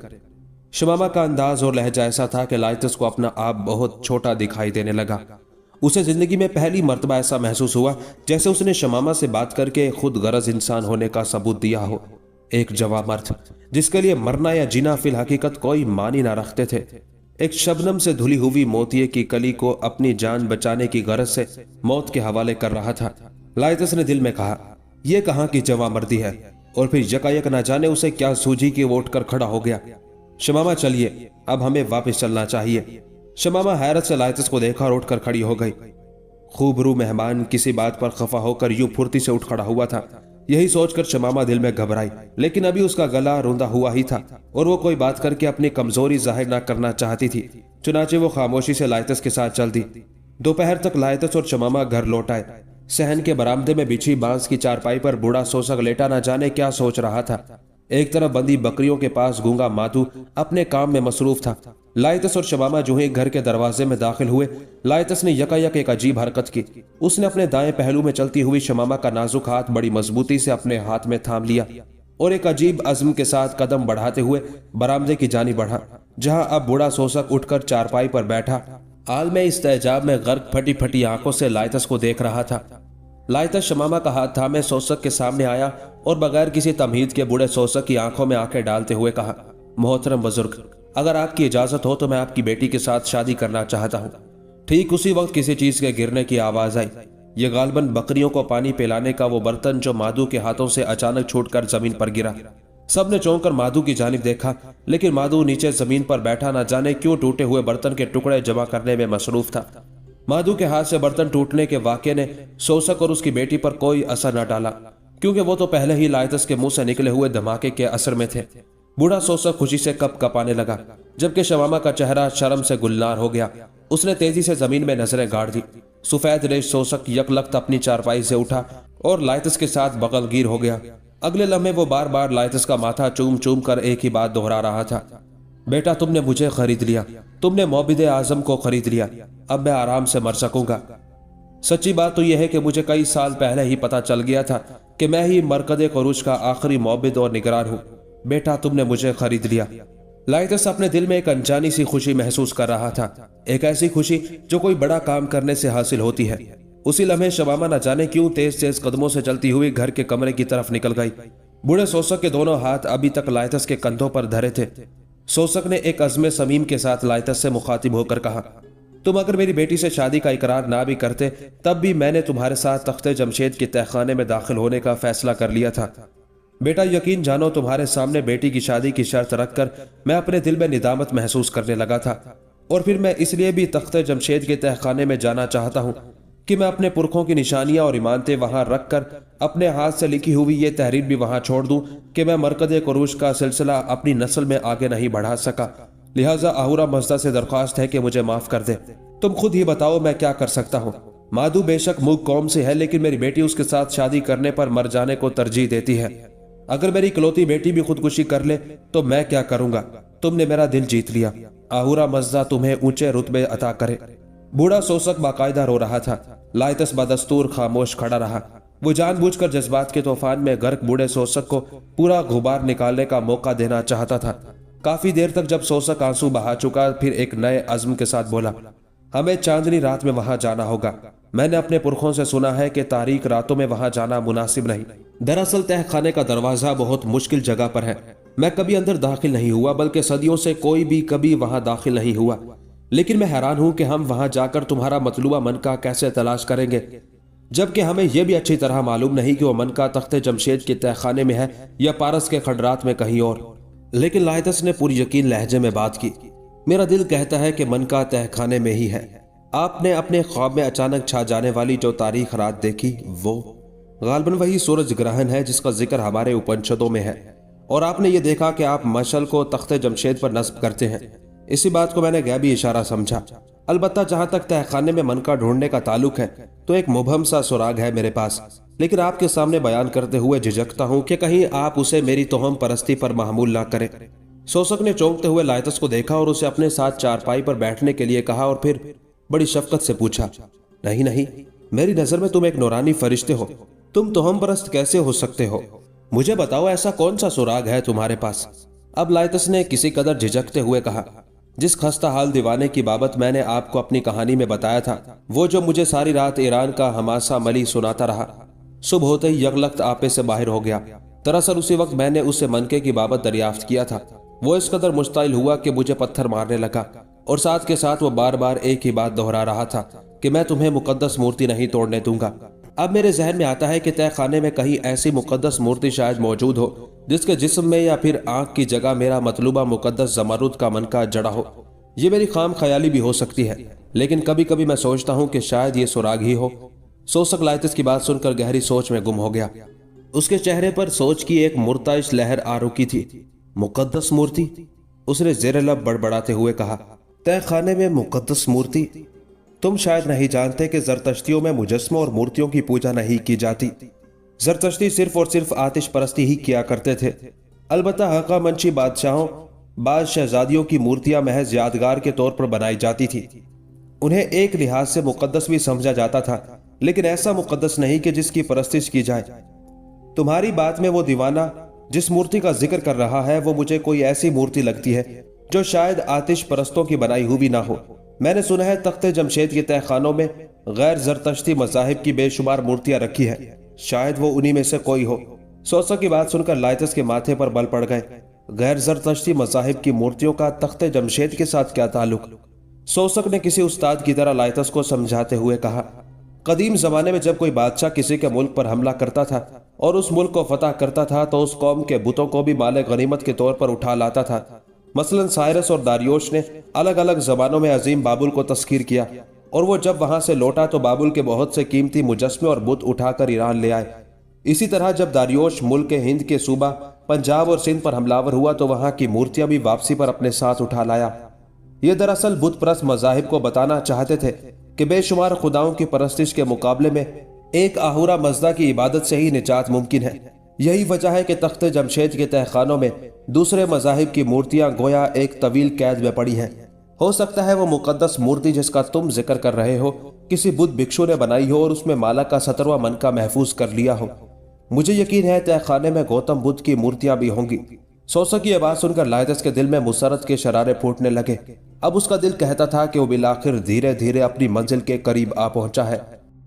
14ویں رات کا چاند وادی پارس کے کھنڈرات پر اپنی تمام تر چاندنی بکھیرنے کے باوجود بھی ان کی اداسی اور ویرانی میں کمی نہیں کر پا رہا تھا۔ لائتس اور بوڑھا سوسک اس وقت تخت جمشید کے سائے میں کھڑے ان عظیم الہیت زینوں کی جانب دیکھ رہے تھے جن کے بارشوں سے دھلے خردرے سفید پتھر چاند کی چاندنی میں چاند کی طرح جگمگا رہے تھے۔ سوسک اور لائتس کل ہی پارس وارد ہوئے تھے۔ لائتس نے پارسا گرد سے روانہ ہوتے وقت بوڑھے سوسک سے کہا تھا، کیا ہم شمامہ کو اس ویرانے میں تنہا چھوڑ کر جائیں گے؟ سوسک پہلے اس کی بات سن کر چونکا اور پھر کہا لگاتے ہوئے بولا، تنہا؟ تنہا کیوں بھائی؟ وہ ہے نا گنگا مادو، اس کے ہوتے ہوئے بلا یہاں کوئی دیو بھی پر مار سکتا ہے۔ لیکن لائتس مطمئن نہ ہوا۔ اس نے پھر کہا، مجھے ڈر ہے کہ کہیں گنگا مادو خود ہی شمامہ کو کوئی نقصان نہ پہنچا دے۔ اب تو سوسک سچ مچ حیران ہونے لگا۔ کیوں؟ وہ ایسا کیوں کرے گا؟ آج تک تو اس نے ایسا نہیں کیا۔ میں جب بھی پارس جاتا ہوں شمامہ کو اسی کے سپرد کر کے ہی تو جاتا ہوں۔ لیکن تمہیں یہ خیال کیوں آیا؟ وہ شمامہ کو کبھی بری نظر سے نہیں دیکھتا۔ تم نہیں جانتے وہ کافی عمر کا ہے اور شمامہ تو اس کے ہاتھوں میں جوان ہوئی ہے۔ وہ مجھ سے بڑھ کر اس کی حفاظت کرے گا۔ گونگا ہے، بہرا ہے، لیکن بے حد وفادار اور بہادر بھی ہے، اور پھر سب سے بڑی بات کہ وہ نسلاً موگ ہے۔ سوسک کی باتیں سن کر لائتس بالکل بھی مطمئن نہ ہوا، لیکن چپ ہو گیا۔ دراصل اسے سوسک کے گھر میں اپنی پہلی رات نہ بھولتی تھی جب گونگا مادو سوئے سوئے اچانک کسی بھیانک بدروح کی طرح بیدار ہو گیا تھا۔ لائتس نے کبھی یہ بات سوسک کو نہ بتائی تھی کیونکہ فی الحقیقت اسے وہ اپنا ایک واہمہ سمجھتا تھا۔ وہ دونوں تخت جمشید کے زینے چڑھنے لگے۔ رات آدھی سے زیادہ بیت چکی تھی اور 14ویں کا چاند آسمان کے وسط میں جگمگا رہا تھا۔ بوڑھا سوسک پہلے دن اپنی جس ناتوانی کا ذکر کر رہا تھا آج اس کے بدن میں لائتس کو وہ کہیں نہ دکھائی دی۔ وہ لائتس کی نسبت قدرے آہستگی سے لیکن بتدریج تخت جمشید کے بلند و بالا زینے طے کرتا چلا گیا۔ تخت کی سطح پر پہنچ کر بوڑھا سوسک چند لمحے کے لیے سانس لینے کو رکا اور پھر وہ دونوں کسرے تاچارہ کی طرف بڑھ گئے۔ یہ وہی جگہ تھی جہاں لائتس پہلے بھی آ چکا تھا۔ چاند کی چٹکی ہوئی چاندنی میں تخت جمشید کی بلندی سے قدیم پارس کے کھنڈرات اور بھی زیادہ بھیانک دکھائی دے رہے تھے۔ سوسک لائتس سے پہلے کسرے تچارہ کے ٹوٹے ہوئے صدر دروازے سے محل میں داخل ہوا۔ چاند کی چاندنی چھن چھن کر محل کے ادھڑے ہوئے فرش پر آ رہی تھی۔ گرے ہوئے ستون چاندنی میں یوں دکھائی دے رہے تھے جیسے ابھی ابھی کسی نے انہیں قتل کر کے گرا دیا ہو۔ چاندنی میں استادہ ستونوں کے سائے بھیانک دکھائی دے رہے تھے۔ یوں لگتا تھا جیسے ہر ستون کے پاس ایک دیو کھڑا ان کا راستہ روکنے پر آمادہ ہے۔ بوڑھا سوسک بلا جھجک چلتا ہوا مختلف راہداریوں اور بھاری بھرکم محرابوں کے نیچے سے گزرتا چلا گیا۔ وہ یوں آگے بڑھ رہا تھا جیسے ہر راستہ اس کا دیکھا بھالا ہو، یہاں تک کہ سوسک لائتس کو لیے اس وسیع حال میں آ پہنچا جسے لائتس نے پہلے بھی دیکھ رکھا تھا۔ یہ سیڑھی در سیڑھی نیچے ہی نیچے اترتا ہوا ایک سٹیڈیم نما حال کمرہ تھا۔ بوڑھا سوسک زینہ با زینہ نیچے تہ میں اترنے لگا۔ اب لائتس کے دل میں تجسس اور دہشت دھیرے دھیرے گھر کرنے لگی۔ دراصل اس اکھڑے اور ادھڑے ہوئے ویران حال کمرے کی بناوٹ ہی ایسی تھی جیسے قدیم یونان میں ایک دوسرے کو قتل کرنے کا کھیل کھیلنے والے پہلوان کنواں نما سٹیڈیم کی تہ میں اتر کر ایک دوسرے کے ساتھ پنجہ آزمائی کرتے تھے۔ اس ہولناک حال کی بلند و بالا چھت جگہ جگہ سے ٹوٹی ہوئی تھی اور چاند کی چاندنی میں مٹی کے وہ ڈھیر صاف دکھائی دے رہے تھے جو چھت کے گرنے سے گہرے حال کے فرش پر لگ گئے تھے۔ جن زینوں سے یہ دونوں اتر رہے تھے وہ زینے بھی جگہ جگہ سے اجڑے ہوئے تھے۔ اور ہر دراڑ سے بے شمار جھاڑیاں اور گھاس پھوس سر نکالے سوسک اور لائتس کو دیکھ رہی تھی۔ مان لائتس کا پیر اٹکا، اس نے جھٹکا کھایا اور فوراً سنبھل گیا، لیکن ایک چھوٹا سا پتھر اس کے پیر کی ٹھوکر سے نیچے کی طرف لڑک گیا، بہت ہی بڑے اس حال کے زنوں پر سے لڑکتا ہوا پتھر تہ تک ایسی گونجدار آواز کے ساتھ گڑ گڑاتا چلا گیا کہ لائتس کا دل دھک سے رہ گیا۔ لیکن آج وہ خوف زدہ نہیں تھا، وہ ایک مضبوط انسان تھا اور اپنی منزل کے قریب پہنچ کر خوف زدہ نہ ہونا چاہتا تھا۔ بالآخر وہ دونوں تمام زنے اتر کر اس کنواں نما حال کی تہ میں آ گئے۔ اب وہ دونوں بالکل خاموش تھے، یہاں تک کہ چاندنی نے ان کی خوب رہنمائی کی تھی، لیکن اب سوسک نے جو راستہ اختیار کیا وہ پوری طرح تاریکی میں ڈوبا ہوا تھا۔ یہ ایک دائروی سیڑھیوں کو کاٹتی ہوئی کسی درے سے مشابہ راہداری تھی۔ غالباً اپنے وقت میں اس راستے کے ذریعے اسٹیڈیم کی تہ میں جانور لائے جاتے تھے۔ اس تاریک اور بھیانک درے سے گزرتے ہوئے لائتس نے چشم تصور میں دیکھا کہ اسٹیڈیم کے تمام زینے نشستوں کے طور پر حقہ منشی شہزادوں اور امراء سے پر ہیں۔ نیچے چمکتے دمکتے فرش پر کوئی بازیگر اپنے گھوڑے کے ساتھ یا کوئی شکاری پہلوان بھپرے ہوئے شیر کے ساتھ پنجہ آزمائی کا تماشا دکھا رہا تھا۔ اس راہداری کو درہ کہنا ہی مناسب تھا، کیونکہ زمین سے لے کر اوپر تک یہ گول دائرے میں گھومتے ہوئے اسٹیڈیم کے زینوں کو کاٹ کر بنائی گئی تھی۔ چاند کی چاندنی یہاں اس لیے نہ پڑ رہی تھی کہ درے کے اختتام پر غالباً اس زمانے میں چھت کے طور پر لوہے کا جنگلہ رکھا تھا، کیونکہ موٹی موٹی آہنی سلاخیں ابھی تک دیوار کے دونوں سروں سے جھانک رہی تھی۔ روشنی نہ آنے کی وجہ غالباً انہی سلاخوں کے ساتھ لپٹی ہوئی وہ جنگلی بیلیں تھی جنہوں نے درے کو اوپر سے کسی سائبان کی طرح ڈھانپ رکھا تھا۔ تاریک درے سے گزر کر لائتس ایک اور راہداری میں مڑ گیا۔ وہ اب اتنے نیچے آ چکے تھے کہ گویا تخت جمشید کے اوپر نہیں بلکہ اندر گھسے ہوئے تھے۔ یہاں مکمل طور پر تاریکی تھی۔ یکایک سوسک رک گیا۔ دونوں اندھیرے میں ایک دوسرے کا ہیولا سا دیکھ رہے تھے۔ بوڑھے سوسک نے اپنے لباس میں ہاتھ ڈالا اور ایک چھوٹی سی ڈبیا باہر نکالی۔ جو ہی سوسک نے لکڑی کی وہ ڈبیا کھولی، روشنی کسی ننھے منھے چاند کی طرح تاریک راہداری میں پھیل گئی۔ لائتس حیران رہ گیا۔ روشنی کا حالہ زیادہ بڑا اور تیز نہیں تھا، لیکن اس کی رنگت ہلکی ہلکی نیلی اور آنکھوں کو بھلی لگنے والی تھی۔ لائتس کے چہرے پر حیرت دیکھ کر سوسک مسکراتے ہوئے بولا، یہ دراصل ایک پتھر ہے، اسے اگر ہمیشہ سورج کی روشنی سے چھپا کر رکھو تو یہ خود روشن ہو جاتا ہے، لیکن سورج کی روشنی اس پر کچھ وقت کے لیے پڑ جائے تو پھر یہ کئی ماہ تک دوبارہ روشن نہیں ہوتا۔ میں اسے لکڑی کی ڈبیا میں رکھتا ہوں، یہ بھی میرے پرکھوں کی نشانی ہے۔ اب سوسک چند قدم آگے بڑھا تو ایک کھردری سنگی دیوار نے ان کا راستہ روک لیا۔ سوسک نے بغیر کچھ توقف کیے اپنے ہاتھ میں پکڑی روشنی کا حالہ دیوار کے ایک کونے پر ڈالا۔ یہاں لائتس کو کھردرے پتھر کے سوا کوئی قابل ذکر چیز دکھائی نہ دی، لیکن سوسک نے اپنے تھیلے سے لوہے کا ایک قدرے لمبا ٹکڑا نکالا اور دیوار پر ایک جگہ زور زور سے ضربے لگانے لگا۔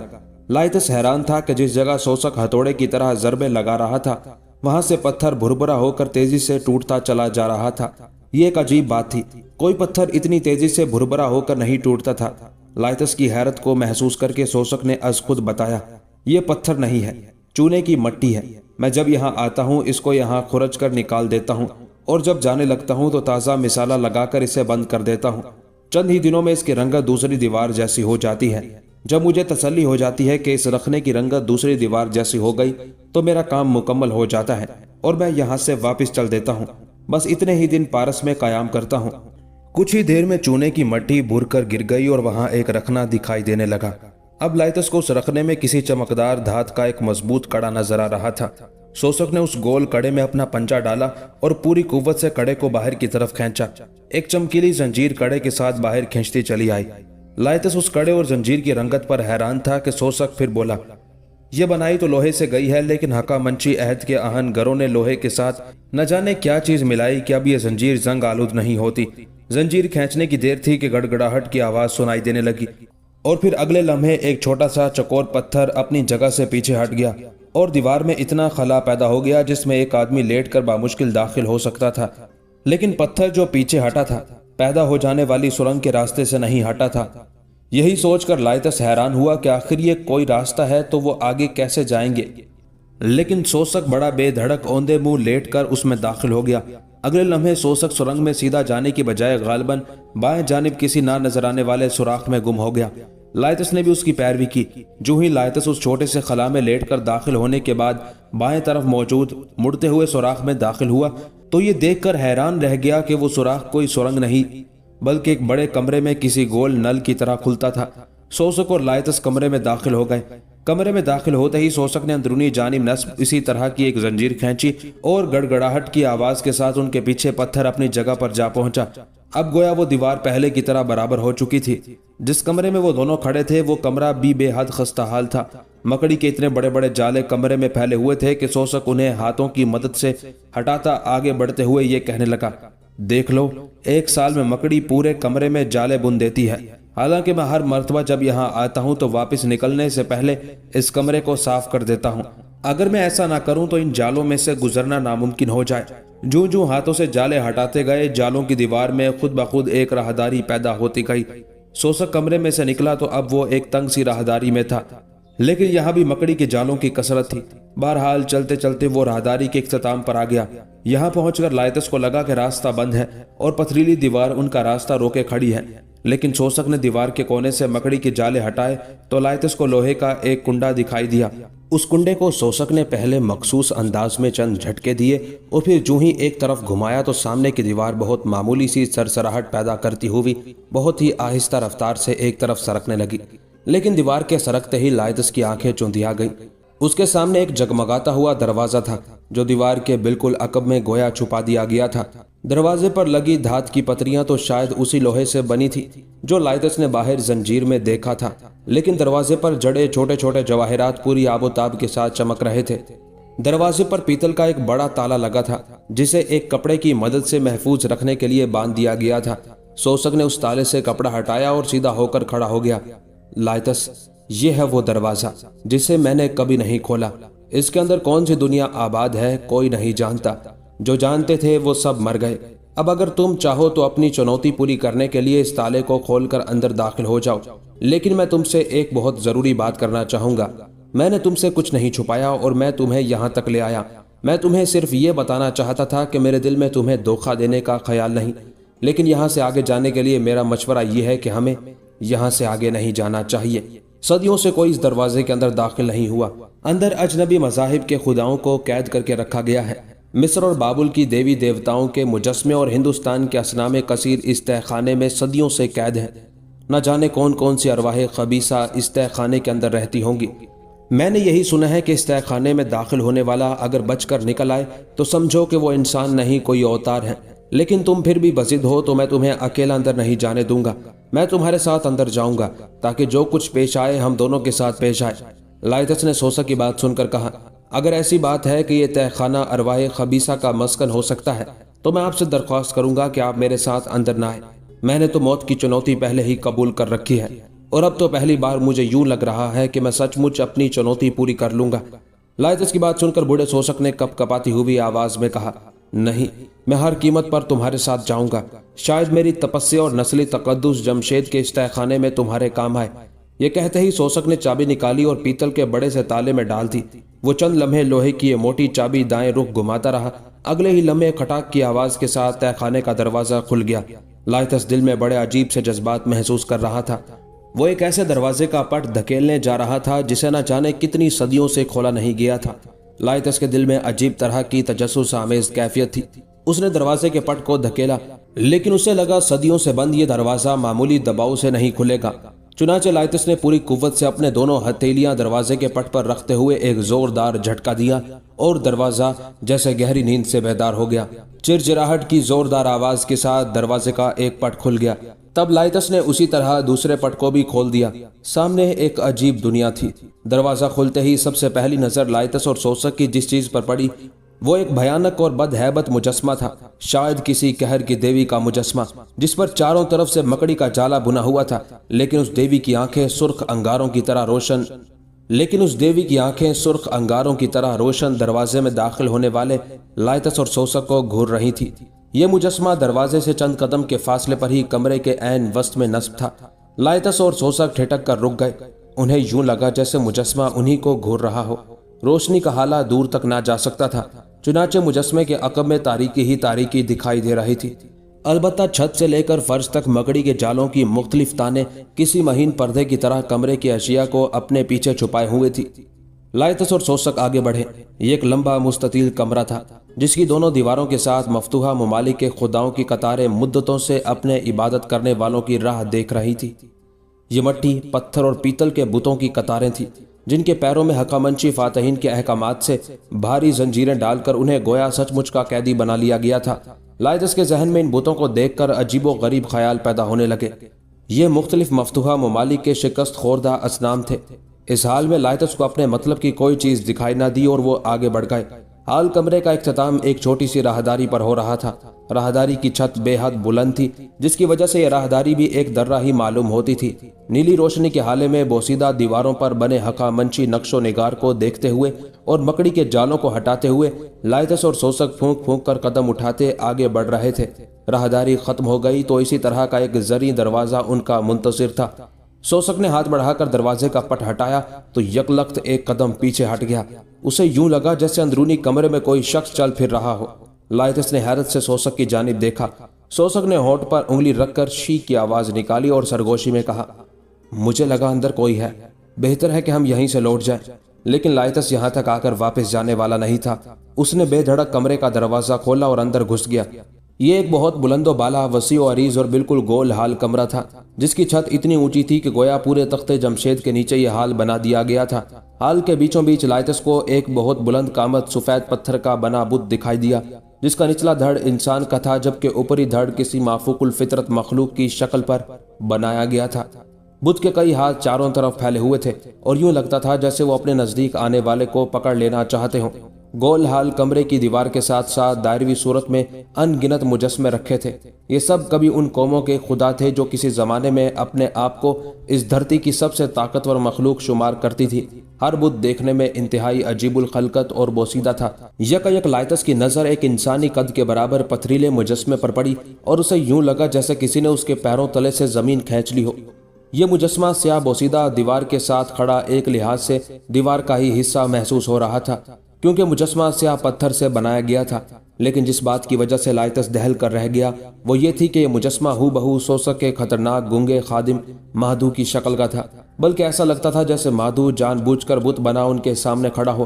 اور پھر اگلا لمحہ تو لائتس پر پہلے سے بھی زیادہ چونکا دینے والا تھا، کیونکہ اس نے مہدو کے مجسمے کی پتھریلی آنکھوں میں یک زندگی کی لہر دیکھ لی تھی، وہی پراسرار نیلی آنکھیں۔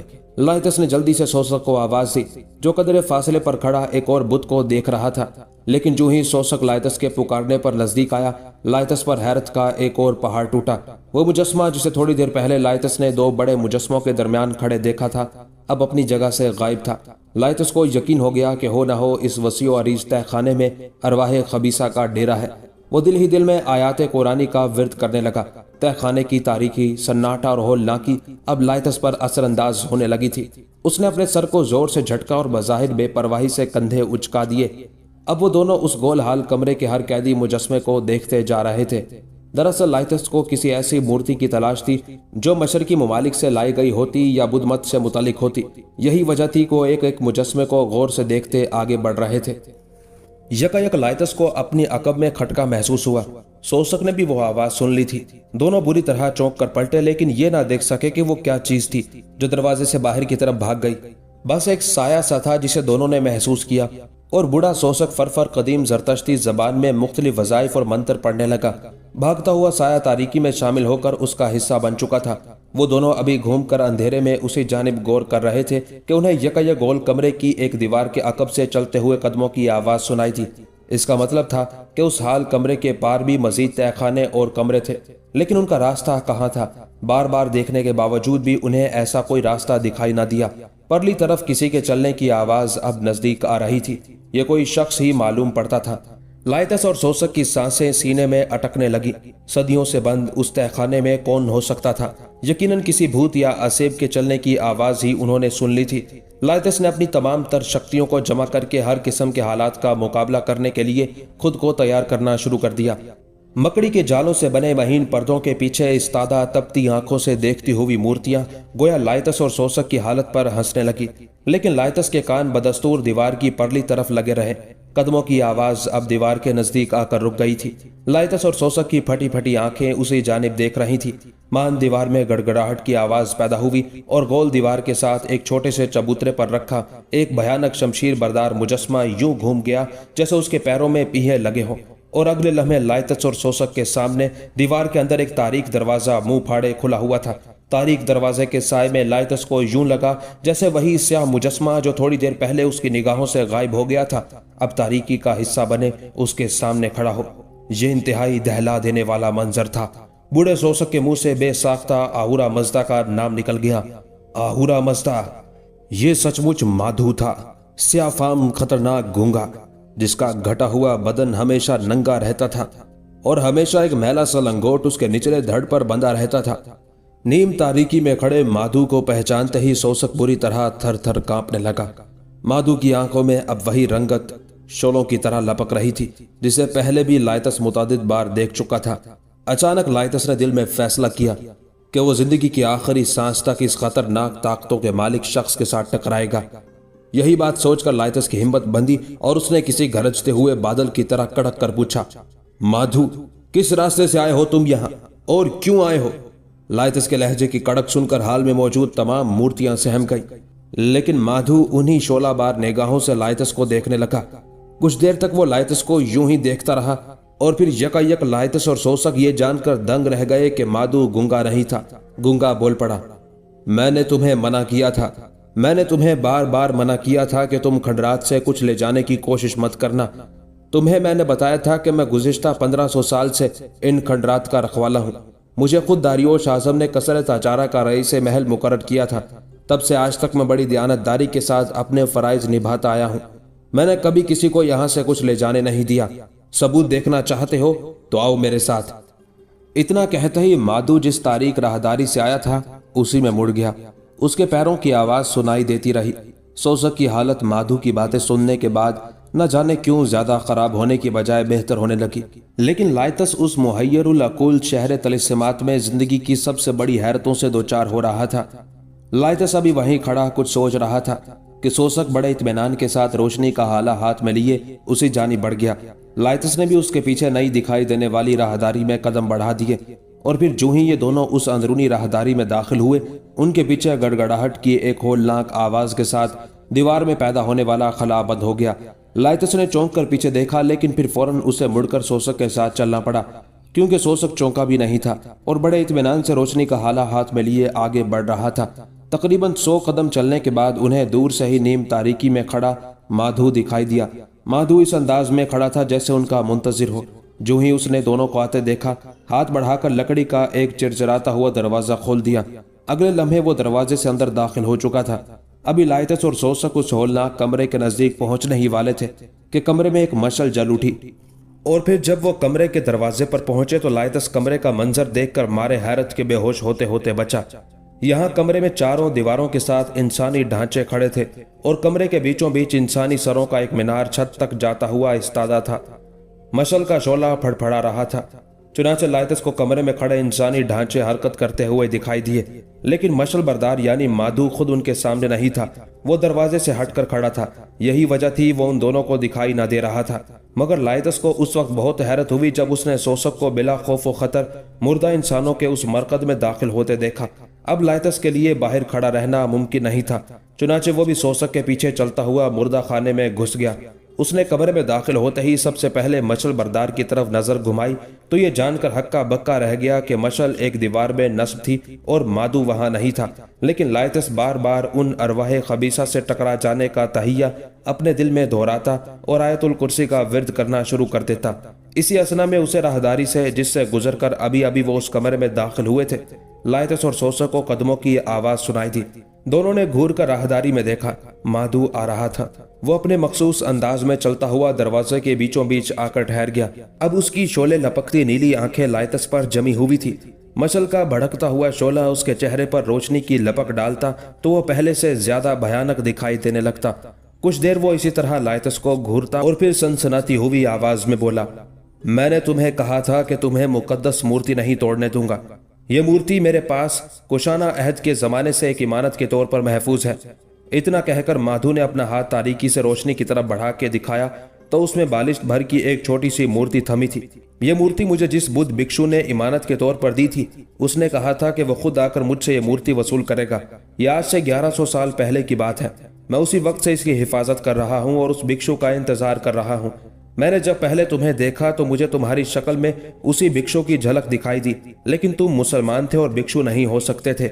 आज से 1100 बरस पहले जब वो मेरे पास आया था तो उसके जिस्म पर सुर्ख लिबास था। ये मूर्ति मैं किसी और को नहीं दे सकता, इस मूर्ति के असल वारिस को ही दूंगा।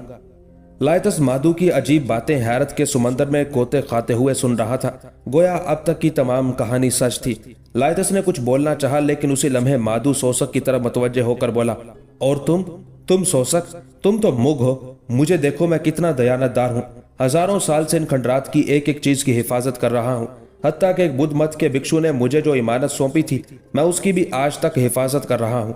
लेकिन तुमने साइरस के साथ गद्दारी की, तुमने अपना फर्ज नहीं निभाया और अहद तोड़ दिया।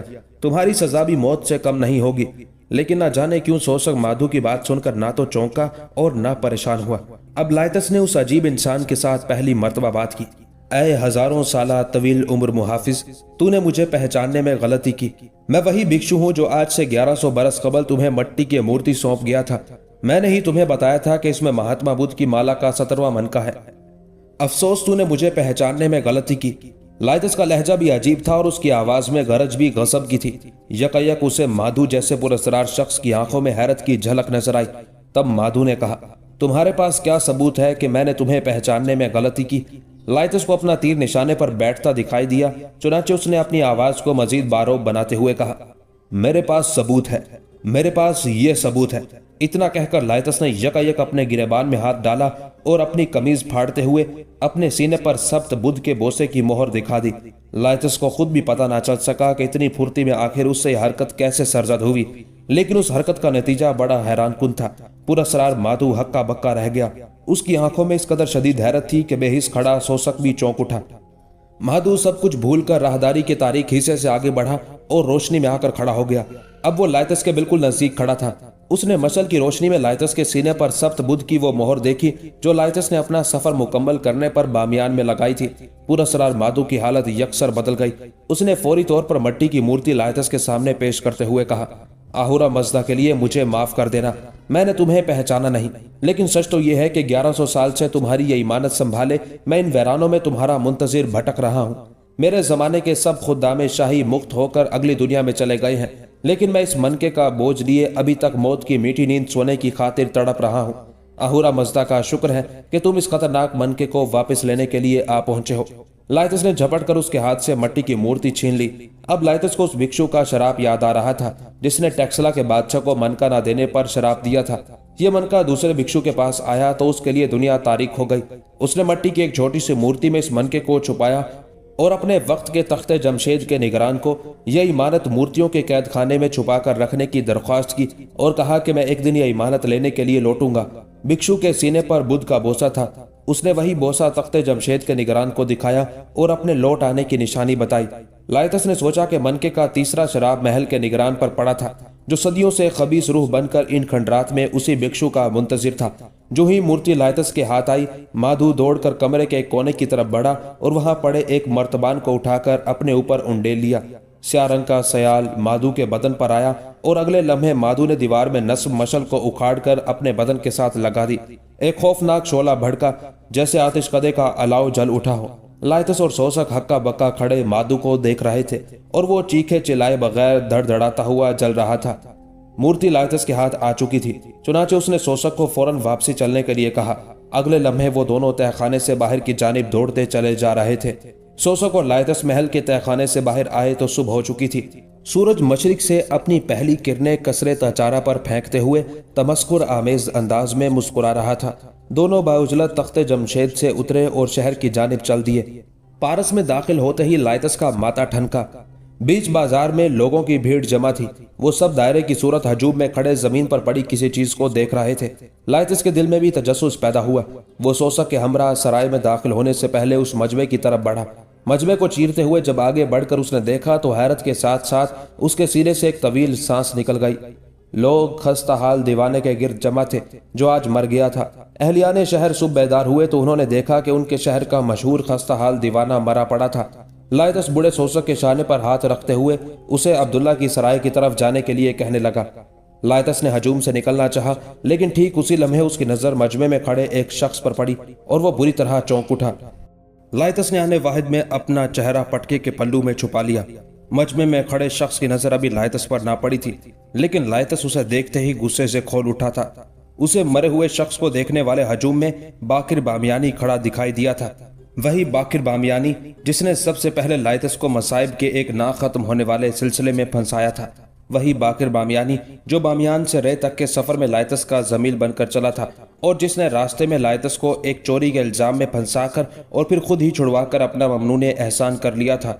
हाँ, ये वही बाकिर बामियानी था जो बामियान के अयार बातरी बूढ़े शातिम तमार का खास कारिंदा था। लाइतस देर तक उसे देखता और अपने ख्याल की तस्दीक करता रहा, लेकिन बाकिर ने अभी तक लाइतस को नहीं देखा था। आखिर ये शख्स पारस में क्या कर रहा था? लाइतस इसी सोच में गुम था। उसे पहले शक हुआ कि शायद बाकिर बामियानी उसी के पीछे लगा हुआ है, लेकिन जब उसने पूरी तरह तशफ़ी हासिल कर ली कि बाकिर बामियानी लाइतस की पारस में मौजूदगी से बेखबर है, तो लाइतस के आसाब तन गए। अब अपने आरजी नकाब के पीछे से बाकिर बामियानी को खा जाने वाली नजरों से घूर रहा था। उसी लम्हे लाइतस को अपने साथी बूढ़े सोसक की आवाज सुनाई थी। चलो लाइतस, अब क्या सारा दिन तुम यहीं खड़े रहोगे? लाइतस ने घूमकर बूढ़े सोसक को देखा और कहा, आप सराय में चलिए, मैं अभी आता हूँ, बस थोड़ी ही देर में। सोसक ने ताज्जुब से लाइतस की बात सुनी और बहुत अच्छा कहते हुए सराय की जानिब चल दिया। बूढ़ा सोसक रात भर की कार्रवाई से थक चुका था। वो अब चलकर सोना चाहता था, लेकिन लाइतस वहां रुका रहा और उसकी नजरें मजमे में खड़े बाकिर बामियानी पर गड़ी रहीं, जो आज उसे उस हजूम में अचानक नजर आ गया। लाइतस उस शख्स को कैसे भूल सकता था जिसने उसकी जिंदगी में मसाइब व आलाम के ना खत्म होने वाले सिलसिले के अबवाब खोल दिए थे। लाइतस आम लोगों के साथ खड़ा भीड़ का हिस्सा बने बाकिर बामियानी पर गहरी नजर रखे हुए था। वो दिल में फैसला कर चुका था कि पारस छोड़ने से पहले पहले इस नापाक शख्स से जमीन को पाक करके रहेगा। जो जो वक्त गुजरता गया, लाइतस के गुस्से में इजाफा होता गया। अब उसे अयार बाकिर बामियानी के साथ गुजरा हुआ एक एक लम्हा अच्छी तरह याद आ रहा था। उसने फैसला किया कि वो बाकिर बामियानी का ताक़ुब करके न सिर्फ उसके मकरू अज़ाइम का पर्दा चाक करेगा, बल्कि उसे जान से मारकर अपने इंतकाम की आग को भी ठंडा करने की कोशिश करेगा। खस्ता हाल दीवाने की लाश जमीन पर पड़ी अपने वारिसों के मुंतजिर थी। कुछ ही देर में शहर के चंद पारसी आगे बढ़े और उन्होंने अपने मजहब के दीवाने की लाश को उठाने का फैसला किया, लेकिन इससे पहले ही बाकिर बामियानी मजमे से निकलकर एक जानिब चल दिया। अब लाइतस पूरी तरह चौकन्ना होकर बाकिर बामियानी का ताक़ुब करने लगा। बाकिर बाजार में से गुजरता हुआ इस्तखर शहर के गली कूचों में दाखिल हो गया। गली कूचों में आमदोरफ्त कम थी और लाइतस को खतरा था कि कहीं बाकिर उसे देख ही ना ले, लेकिन गालबन कुदरत लाइतस के साथ थी। बाकिर ने आखिर वक्त तक उसे ना देखा, यहाँ तक कि वो एक हवेली में दाखिल हो गया। अब लाइतस को उस नाहंजार का ठिकाना मालूम हो चुका था। वो चाहता तो उसी वक्त बाकिर बामियानी का हिसाब किताब बराबर कर देता, लेकिन वो रात भर के आसाब शिकन वाकयात से बुरी तरह थक चुका था। फिर भी काफी देर तक वो उस हवेली के सामने टहलने के से अंदाज में आवारा गर्दी करता रहा और ये देखना चाहता था कि यही हवेली बाकिर बामियानी का ठिकाना है या वो महज वक्ती तौर पर यहाँ दाखिल हुआ है। तकरीबन निस्फ घंटा यहाँ गुजारने के बाद लाइतस मुतमईन होकर सराय की जानिब वापस चल दिया। उसने दिल में तहिया कर लिया था कि आज रात वो हर कीमत पर बाकिर का हिसाब किताब चुका देगा। लाइतस सराय में पहुंचा तो बूढ़ा सोसक अभी तक जाग रहा था। जो ही लाइतस कमरे में दाखिल हुआ, सोसक के चेहरे पर इत्मीनान की लहर छा गई। लाइतस ने अपने लिबास का भारी भरकम सामान उतारकर एक तरफ रखा और मट्टी की मूर्ति हाथ में थामकर सोसक से मुखातिब हुआ। मोहतरम बुजुर्ग, मेरे जहन में बहुत से सवालात हैं जिनकी वजह से मैं परेशान हूँ। सोच रहा था कि आप सो गए होंगे और जब उठेंगे तो बात करूंगा, लेकिन आप तो गालबन मेरे इंतजार में जाग रहे थे। लाइतस को यूं मुकद्दस मूर्ति निकालता देखकर सोसक तेजी के साथ अपनी जगह पर से उठा और सराय के कमरे का दरवाजा अंदर से बंद कर दिया। हाँ, अब बताओ क्या सवालात हैं तुम्हारे जहन में? लाइतस ने कमरे में बिछी लकड़ी की मसहरी पर बैठते हुए मट्टी की मूर्ति अपने और सोसक के दरमियान रख दी और कहने लगा, पहले हम इस मूर्ति को तोड़कर देखते हैं, आया हमारा मतलूबा मनका इसमें मौजूद है या नहीं। न जाने क्यों सोसक घबरा गया। उसने जल्दी से कहा, इतनी भी क्या जल्दी है? इस वक्त हम दोनों थकन से चूर हैं।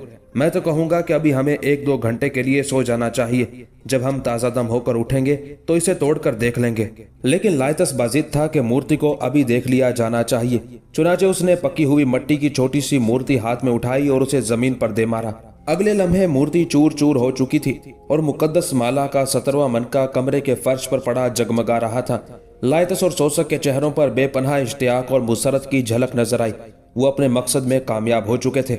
लाइतस ने नीचे झुककर मुकद्दस माला का मनका उठा लिया। मनके के साथ कहीं कहीं अभी तक मट्टी चिपकी हुई थी। लाइतस ने हाथ के अंगूठे से मनके को मसल कर साफ किया और फिर उसे गौर से देखने लगा। बिलाशुबा यह महात्मा बुद्ध की माला का कीमती मनका था। लाइतस उस पर लगी शाखा की मोहर से उसे पहचान चुका था। लाइतस ने कपड़े से मनके को अच्छी तरह साफ किया और अपने लिबास के नीचे पहनी अपनी सदरी की महफूज जेब में मुकद्दस माला का मनका डाल लिया। इसी असना में बूढ़ा शोषक उठकर कमरे का फर्श साफ करने लगा तो लाइतस ने तेजी से उसका हाथ थाम लिया और फर्श पर बिखरी मूर्ति को हटाते हुए फर्श साफ करने लगा। बिलाखिर उसे माला का मनका मिल गया था और उसने मौत की खतरनाक चुनौती पूरी कर दी थी। बूढ़े शोषक ने फिर सवाल किया, तुम क्या पूछना चाहते थे? तुमने बताया नहीं। तब लाइतस ने आराम से मसहरी पर टिकते हुए कहा, मोहतरम शोषक, तय खाने में आप माधु को अचानक देख लेने के बाद यकायक यूं मुतमईन हो गए थे जैसे कुछ हुआ ही ना हो। मैं उस वक्त आपका रवैया देखकर हैरान रह गया था। मैं ये बात समझ नहीं पाया। बूढ़े शोषक ने जेरे लब मुस्कुराते हुए लाइतस की बात सुनी और फिर किसी कदर संजीदा होते हुए यूं जवाब दिया, लाइतस बेटा, ये लंबी कहानी है, तुम्हें तफसील से किसी और वक्त सुनाऊंगा। लाइतस को ये जानकर ताज्जुब हुआ कि आखिर ये कहानी क्या होगी। उसके हिस्से तजस्सुस अब तक के वाकयात पर बुरी तरह मुस्तरिब थी। उसके जहन ने किसी वक्त इन माफूकुल फितरत और माफूकुल आदत वाकयात को कबूल ना किया था जो उसके साथ पेश आए, लेकिन तुआ न करहन वो ऐसे वाकयात को कबूल करने पर मजबूर था। उसकी मंतकी हिस्स जिसने उसे सवाल करके बिलाखिर अला वजुल बसीरत मुसलमान बना दिया था, पहले रोज सही बाज अजीबो गरीब वाकयात को अकलियत का जामा ना पहना सकी थी। जो ही बूढ़े शोषक ने कहा कि एक लंबी कहानी है, लाइतस की नींद उड़ गई। वो सीधा होकर बैठते हुए बोला, बाबा, मैं अपने साथ पेश आने वाले माफूकुल फितरत वाकयात के बारे में सोच सोच कर सो नहीं पाऊंगा।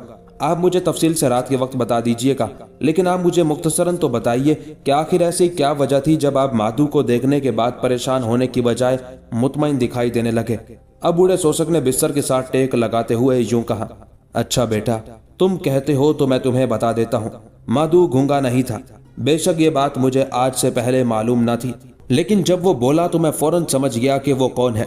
तब मेरी अपनी जिंदगी की कहानी में भी बहुत सी कड़ियां एक दूसरे के साथ मिल गईं। ये मेरी जवानी के जमाने में एक रोज मेरे पास आया था। इसने मुझे इशारों से बताया कि ये गूंगा है। उस वक्त इतना भयानक नहीं था। मैं तकरीबन 30 साल पहले की बात कर रहा हूँ। इसने मुझे कुछ ऐसी यकीनी निशानियां दिखाई थी जिन्हें देखकर मुझे यकीन हो गया कि ये मुख खानदान का फर्द है। फिर ये कभी कभार मेरे पास आ जाता, मेरे साथ चंद दिन रहता और मेरे लिए हमेशा दुआ करता कि मेरे यहाँ लड़का पैदा हो। ये बेचारा गूंगा बहरा था और मुगों के एक अहम कबीले का फर्द था। चुनाचे मैं इसके साथ प्यार भी करता और दिल से इसकी इज्जत भी करता, लेकिन इसके बारे में मुझे तजस्सुस हमेशा रहा। वजह यह थी कि ये बहुत सी पुरअसरार हरकतें करता था। अचानक चले जाना, अचानक आ जाना, रास्ते में अचानक नमूदार हो जाना, अपनी हिम्मत से गैर यकीनी हद तक बड़ा काम अंजाम दे लेना। चुनाचे मैं इसकी टोह में रहने लगा कि आखिर इसकी हकीकत क्या है। एक रोज जब ये आया तो मैंने तजस्सुस करके इसकी गैर मौजूदगी में इसके सामान की गठड़ी खोली, जिसमें सब चीजें कदीमी नवादिरात या बाज हकामंची अहद की निशानियां थी। लेकिन सबसे अहम चीज जो मैंने देखी वो एक चरमी झिली पर तहरीर शुदा कदीम अशकानी जबान का एक मकतूब था। मैं हकामंची और अशकानी अहद की तहरीरों को पढ़ने का फन जानता हूँ, लेकिन इस जमाने में अब कोई और शख्स खत मेखी या हीरो गिल्फी में लिखी इन तहरीरों को नहीं पढ़ सकता। अब मुझे यकीन है कि माधु भी इन तहरीरों को पढ़ सकता था, क्योंकि उसने जो बातें तहखाने में बताई वो फिल हकीकत मैंने खत में पढ़ ली थी। ये अशकानी अहद के किसी मुग मजहबी पेशवा का मकतूब था, जिसमें उसने लिखा था कि वो हकामंची अहद के और कसरे ताचारा के रईस महल गश्ता शापा की औलाद में से है। इस मुग मजहबी पेशवा ने अपने जद्दे अमजद को कसरे ताचारा का रईस महल लिखा था। अशकानी अहद के इस मुग मजहबी पेशवा ने यह खत अपनी औलाद के नाम तहरीर किया था। मुमकिन है उसका एक ही बेटा हो और ये भी हो सकता है ज्यादा हो। खत की तहरीर से उसके बेटों की तादाद का पता नहीं चलता। उसने लिखा था कि मैं नस्लन मुग हूँ और हकामंची अहद के अजीम हुक्मरान दारियोश आजम के कसरे ताचारा के निगराने महल की चौथी पुश्त से हूँ। मुग मजहबी पेशवा ने अपने बेटों के नाम इस मखतूम में लिखा था कि मेरे अहद यानी अशकानी अहद में एक दिन मैं पारस में घूम रहा था कि मेरा गुजर तख्ते जमशेद के नज़दीक से हुआ। गालिबन मुग मजहबी पेशवा पहली सदी ईस्वी में मौजूद रहा होगा। उसने खत में अपने बेटों को बताया कि ठीक उस वक्त जब मैं तख्ते जमशेद के पास से गुजर रहा था कि यकायक दिन दिहाड़े पूरा पारस तारीख हो गया। यूं लगता था जैसे सारे जहान पर रात छा गई है। मैं डर कर तख्ते जमशेद के जीनों पर ही बैठ गया। इसी असना में एक शख्स मेरे पास आया जिसने लाल रंग का लंबा चोला पहन रखा था और जिसके हाथ में मट्टी की एक मूर्ति थी।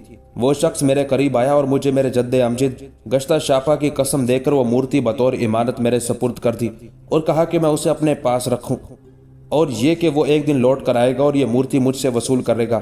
جانے سے پہلے اس نے مجھے اپنے سینے سے کپڑا ہٹا کر سینے پر خود ہی ایک مہر دکھاتے ہوئے کہا کہ جب میں آؤں گا تو میری یہ نشانی دیکھنا۔ اس سے آگے خط میں لکھا تھا کہ اے میرے بیٹو، حقا منشی عہد عظیم رئیس محل گشتہ شاپا کا مقدس نام نہ ڈوبنے دینا۔ میں اگر مر جاؤں اور میرے بعد وہ شخص اپنی امانت واپس لینے کے لیے آئے تو اسے لوٹا دینا اور اس کے سینے پر خود ہی ہوئی مہر کی نشانی دیکھنا۔ اس کے بعد اس مذہبی پیشوا کے خط کے آخر میں مہر کی شبیہ بنائی گئی تھی۔ میں نے جب مادھو کے سامان میں وہ مکتوب پڑھا تو میں حیران رہ گیا۔ جب تہ خانے میں مادھو نے اپنی عمر 1500 سال بتائی تو میں سمجھ گیا کہ اس کا اشارہ اسی مکتوب کی طرف ہے۔ مادھو خود 1500 سال کا نہیں تھا، بلکہ اصل حقیقت یہ ہے کہ جو میں اب سمجھ چکا ہوں کہ مادھو کے صدیوں پہلے ایک پردادا یعنی اس مغ مذہبی پیشوا نے اپنی اولاد کو جو ذمہ داری سونپی تھی، اس کی اولاد نسل در نسل وہ ذمہ داری نبھاتی رہی۔ یہ لوگ مغوں کی مخصوص روایت کے مطابق اپنے آباء و اجداد کی طرف سے سونپے ہوئے کاموں کو ہی مذہب کا سب سے مقدس فریضہ سمجھتے تھے۔ چنانچہ اشکانی عہد کے مغ مذہبی پیشوا کا مکتوب پیڑھی در پیڑھی اگلی نسلوں میں منتقل ہوتا چلا آیا، حتیٰ کہ اسی مکتوب کی وجہ سے ہر نسل کو وہ مشکل رسم الخط پیڑھی در پیڑھی سیکھنا پڑا۔ وجہ اس کی یہ تھی کہ جوں مکتوب پرانا ہوتا جاتا تھا، اس کے تقدس اور مذہبی رتبے میں تو اضافہ ہوتا چلا جاتا تھا۔ لائتس، میں اب اس ساری کہانی کو سمجھ چکا ہوں۔ مادھو خود بے اولاد تھا، تب اس کے پاس یہ مکتوب پہنچا تو وہ یہ سوچ کر پاگل ہو گیا کہ یہ مذہبی فریضہ آخر اس کی نسل میں آگے کس طرح چلے گا۔ وہ ہر وقت اس مکتوب کو اپنے سینے سے لگائے رکھتا، حالانکہ اس کا خاندان کوہ بے ستون میں آباد تھا، لیکن وہ اپنے آباء و اجداد کی نسبت بہت زیادہ تخت جمشید آتا تھا۔ اس کے آباء و اجداد کبھی کبھار ہی پارس آتے ہوں گے، لیکن مادھو کو نہ جانے کیوں یہ احساس ہو گیا کہ چونکہ اس کی اولاد نہیں، چنانچہ ضرور اسی کے دور میں ہی امانت دینے والا شخص واپس لوٹے گا۔ اس کے آباء و اجداد دیوانے نہیں ہوئے تھے، مکتوب کو محض نسل در نسل ایک مقدس نشانی کے طور پر سنبھالتے چلے آئے، لیکن مادھو بے اولاد ہونے کی وجہ سے دیوانہ ہو گیا، اور میرا خیال ہے کہ وہ دل میں خود کو گشتہ شاپا سمجھنے لگا، کیونکہ اس نے تہ خانے میں کہا تھا کہ وہ داریوش اعظم کے زمانے سے اس محل کا محافظ ہے۔ میں سمجھتا ہوں کہ مادھو کی ذہنی رو الٹ گئی تھی، وہ خود کو گشتہ شاپا سمجھنے لگا، لیکن مکتوب اس کے پاس اشکانی عہد یعنی بہت بعد کے عہد کا تھا۔ یہی وجہ ہے کہ میں اسے دیوانہ کہہ رہا ہوں۔ اب مجھے معلوم نہیں کہ اس کے پاس تخت جمشید کے تہ خانے میں جانے کا کوئی راز بھی تھا۔ غالباً میں نے اس کے سامان میں نہ ہی کبھی کوئی چابی دیکھی تھی اور نہ ہی کوئی مورتی۔ میرا خیال یہ ہے کہ مورتی تخت جمشید میں ہی کہیں رکھی تھی، اور اشکانی عہد کے مذہبی پیشوا نے اس مورتی کا مقام اپنی اولاد کو بتا دیا تھا، شاید زبانی یا کسی اور مکتوب کے ذریعے جو میری نظر سے نہیں گزر سکا۔ لائتس بیٹا، تم تسلی رکھو، اس کی عمر 1500 سال نہیں تھی، اس کی عمر زیادہ سے زیادہ 70 سال رہی ہوگی۔ بے شک اس کی جسمانی توانائی میں کبھی کمی نہیں آئی، لیکن میں نے اسے اپنی آنکھوں سے بوڑھا ہوتا دیکھا ہے۔ میں اس کی بات کا کیسے یقین کر لیتا؟ کہ اب تم مطمئن ہوئے یا اور بھی کوئی سوال ہے تمہارے ذہن میں؟ لائتس عالم استعجاب میں ڈوبا سوسک کی باتیں سن رہا تھا۔ وہ کچھ مطمئن ہوا اور کچھ نہ ہوا، اس کی حالت گوں جیسی تھی۔ اس نے سوسک سے بڑے شاگردانہ انداز میں ایک اور سوال کیا، تو پھر اس نے خودکشی کیوں کر لی؟ یہ سن کر سوسک نے جواب دیا، اس نے خودکشی نہیں کی، اس نے خود کو آتش مقدس کے سپرد کیا ہے۔ میں نے بتایا نا، وہ یہی سمجھ بیٹھا تھا کہ امانت لینے والا شخص اسی کے دور میں واپس آئے گا، اور اس کی ایسا سمجھنے کی وجہ معقول تھی کہ اس کی بیوی نے کبھی بچہ نہ جنا تھا۔ میں نے اس سے متعدد مرتبہ کہہ دیا کہ وہ دوسری شادی کر لے، لیکن وہ ہمیشہ اشاروں میں یہی جواب دیتا کہ نہیں، بڑوں نے ایسا نہیں کیا۔ میں اسے اشاروں میں بتاتا کہ حقا منشی عہد کے بادشاہوں کی 100 بیویاں ہوتی تھی، لیکن وہ ہٹ کا پکا تھا، ایک ہی رٹ لگاتا تھا کہ اس کے آباء و اجداد میں کسی نے دوسری شادی نہیں کی۔ سچ پوچھو تو مادھو ہی نہیں مانا، ورنہ میں اپنی بیٹی شمامہ کو کب سے اس کے ساتھ بیاہ چکا ہوتا۔ ہاں، تم نے خودکشی کا پوچھا، وہ خودکشی نہیں تھی۔ اس نے جب یہ سمجھ لیا کہ اس کی ذمہ داری ختم ہو گئی ہے تو اس نے خود کو نظر آتش کر دیا، گویا وہ کامیاب ہو کر آہورا مزدہ کے پاس چلا گیا۔ کیا اب بھی تم مطمئن نہیں ہوئے؟ لیکن لائتس سچ مچ اب بھی مطمئن نہیں تھا۔ اس نے اسی انداز میں پوچھا، اچھا ہو سکتا ہے ایسا ہی ہوا ہو جیسا آپ نے کہا، لیکن یہ بتائیے وہ خستہ حال دیوانہ جسے ابھی آپ نے بازار میں مرے ہوئے دیکھا، میرے ساتھ ایسی باتیں کیوں کرتا رہا جو بعد میں مادھو نے آپ کے سامنے میرے ساتھ کی؟ کیا ان دونوں کے درمیان بھی کوئی مافوق الفطرت یا فوق الاسباب رابطہ نہیں تھا؟ لائتس کی بات سن کر بوڑھا سوسک کھلکھلا کر ہنس دیا اور کہنے لگا، ارے نہیں، ایسی بات نہیں، میں تمہیں بتاتا ہوں۔ مادھو گونگا تو نہیں تھا، وہ صرف میرے سامنے گونگا بنا رہا۔ میں کہتا ہوں وہ جب یہاں آتا ہوگا تو اس بیچارے داستان گو دیوانے کے سامنے گونگا نہ بنتا ہوگا۔ یہ داستان گو تھا اور وہ گونگا نہیں تھا۔ اس نے اسے نہ جانے کتنی کہانیاں سنائی ہوں گی۔ میں سمجھتا ہوں یہ داستان گو جو بیچارہ کبھی قہوہ خانہ چلاتا تھا، پاگل ہی مادو جیسے پاگل کی باتیں سن کر ہوا ہوگا، اور جب پاگل ہو چکا ہوگا تو ہر وقت یہی کہتا پھرتا رہتا ہوگا کہ میں داریوش کے زمانے کا رئیس محل ہوں اور کھنڈرات کا محافظ ہوں۔ دانا سوسک نے کڑیوں سے کڑیاں ملاتے ہوئے لائتس کو واقعات کی منطق سمجھانے کی کوشش کی، لیکن لائتس ابھی بھی مطمئن نہ ہوا۔ اس کے چہرے پر اب بھی اضطراب اور بے یقینی صاف دیکھی جا سکتی تھی۔ اس نے پھر سوال کیا، اگر ایسی بات ہے تو پھر تہ خانے میں مادھو نے مجھے یوں کیوں کہا تھا کہ اس نے مجھے پہلے بھی یہاں آنے سے منع کیا تھا؟ حالانکہ مادھو تو گونگا تھا اور نہ ہی اس نے مجھے کبھی پہلے منع کیا تھا۔ منع تو مجھے خستہ حال دیوانے نے کیا تھا، لیکن بیانی وہی باتیں گزشتہ شب مادھو نے دہرا دی۔ اس کے بارے میں آپ کیا کہیں گے؟ لائتس کی بات سن کر سوسک پھر ہنس دیا۔ ارے بھائی، ابھی تو تمہیں بتا چکا ہوں کہ ممکن ہے دیوانے داستان کو نہیں بلکہ یقینی ہے کہ دیوانے داستان گو اور مادھو کے مابین اپنی قدامت پسندی کی وجہ سے روابط رہے ہوں گے۔ مادھو کے لیے کون سا مشکل تھا کہ وہ داستان گو سے اب بھی مل لیتا یا باتیں کر لیتا؟ یقیناً داستان گو نے تمہارے بارے میں مادھو کو سب کچھ بتا دیا ہوگا۔ میرا خیال ہے وہ دونوں پاگل ایک دوسرے کے گہرے دوست تھے۔ لائتس کی آنکھوں میں اب قدرے ہلکی سی اطمینان کی جھلک نظر آئی، لیکن اس نے ایک اور سوال کر دیا۔ بزرگ سوسک، آپ یہ بھی تو دیکھیے، ادھر تہ خانے میں مادھو نے جان دی اور ادھر جب ہم شہر میں پہنچے تو داستان گو دیوانہ بھی مر چکا تھا۔ غالباً دونوں کے مرنے کا وقت بھی ایک ہی ہوگا۔ کیا آپ اسے بھی اتفاق ہی کہیں گے؟ اب بزرگ سوسک نے سوچتی ہوئی آنکھوں کے ساتھ جواب دیا، یہ اتفاق ہو سکتا ہے۔ آخر تم ایسے واقعات کو جو آسانی سے سمجھ میں آ سکتے ہیں طلسماتی رنگ ہی کیوں دینا چاہتے ہو؟ سوسک کی بات سن کر لائتس خفیف سا ہو گیا۔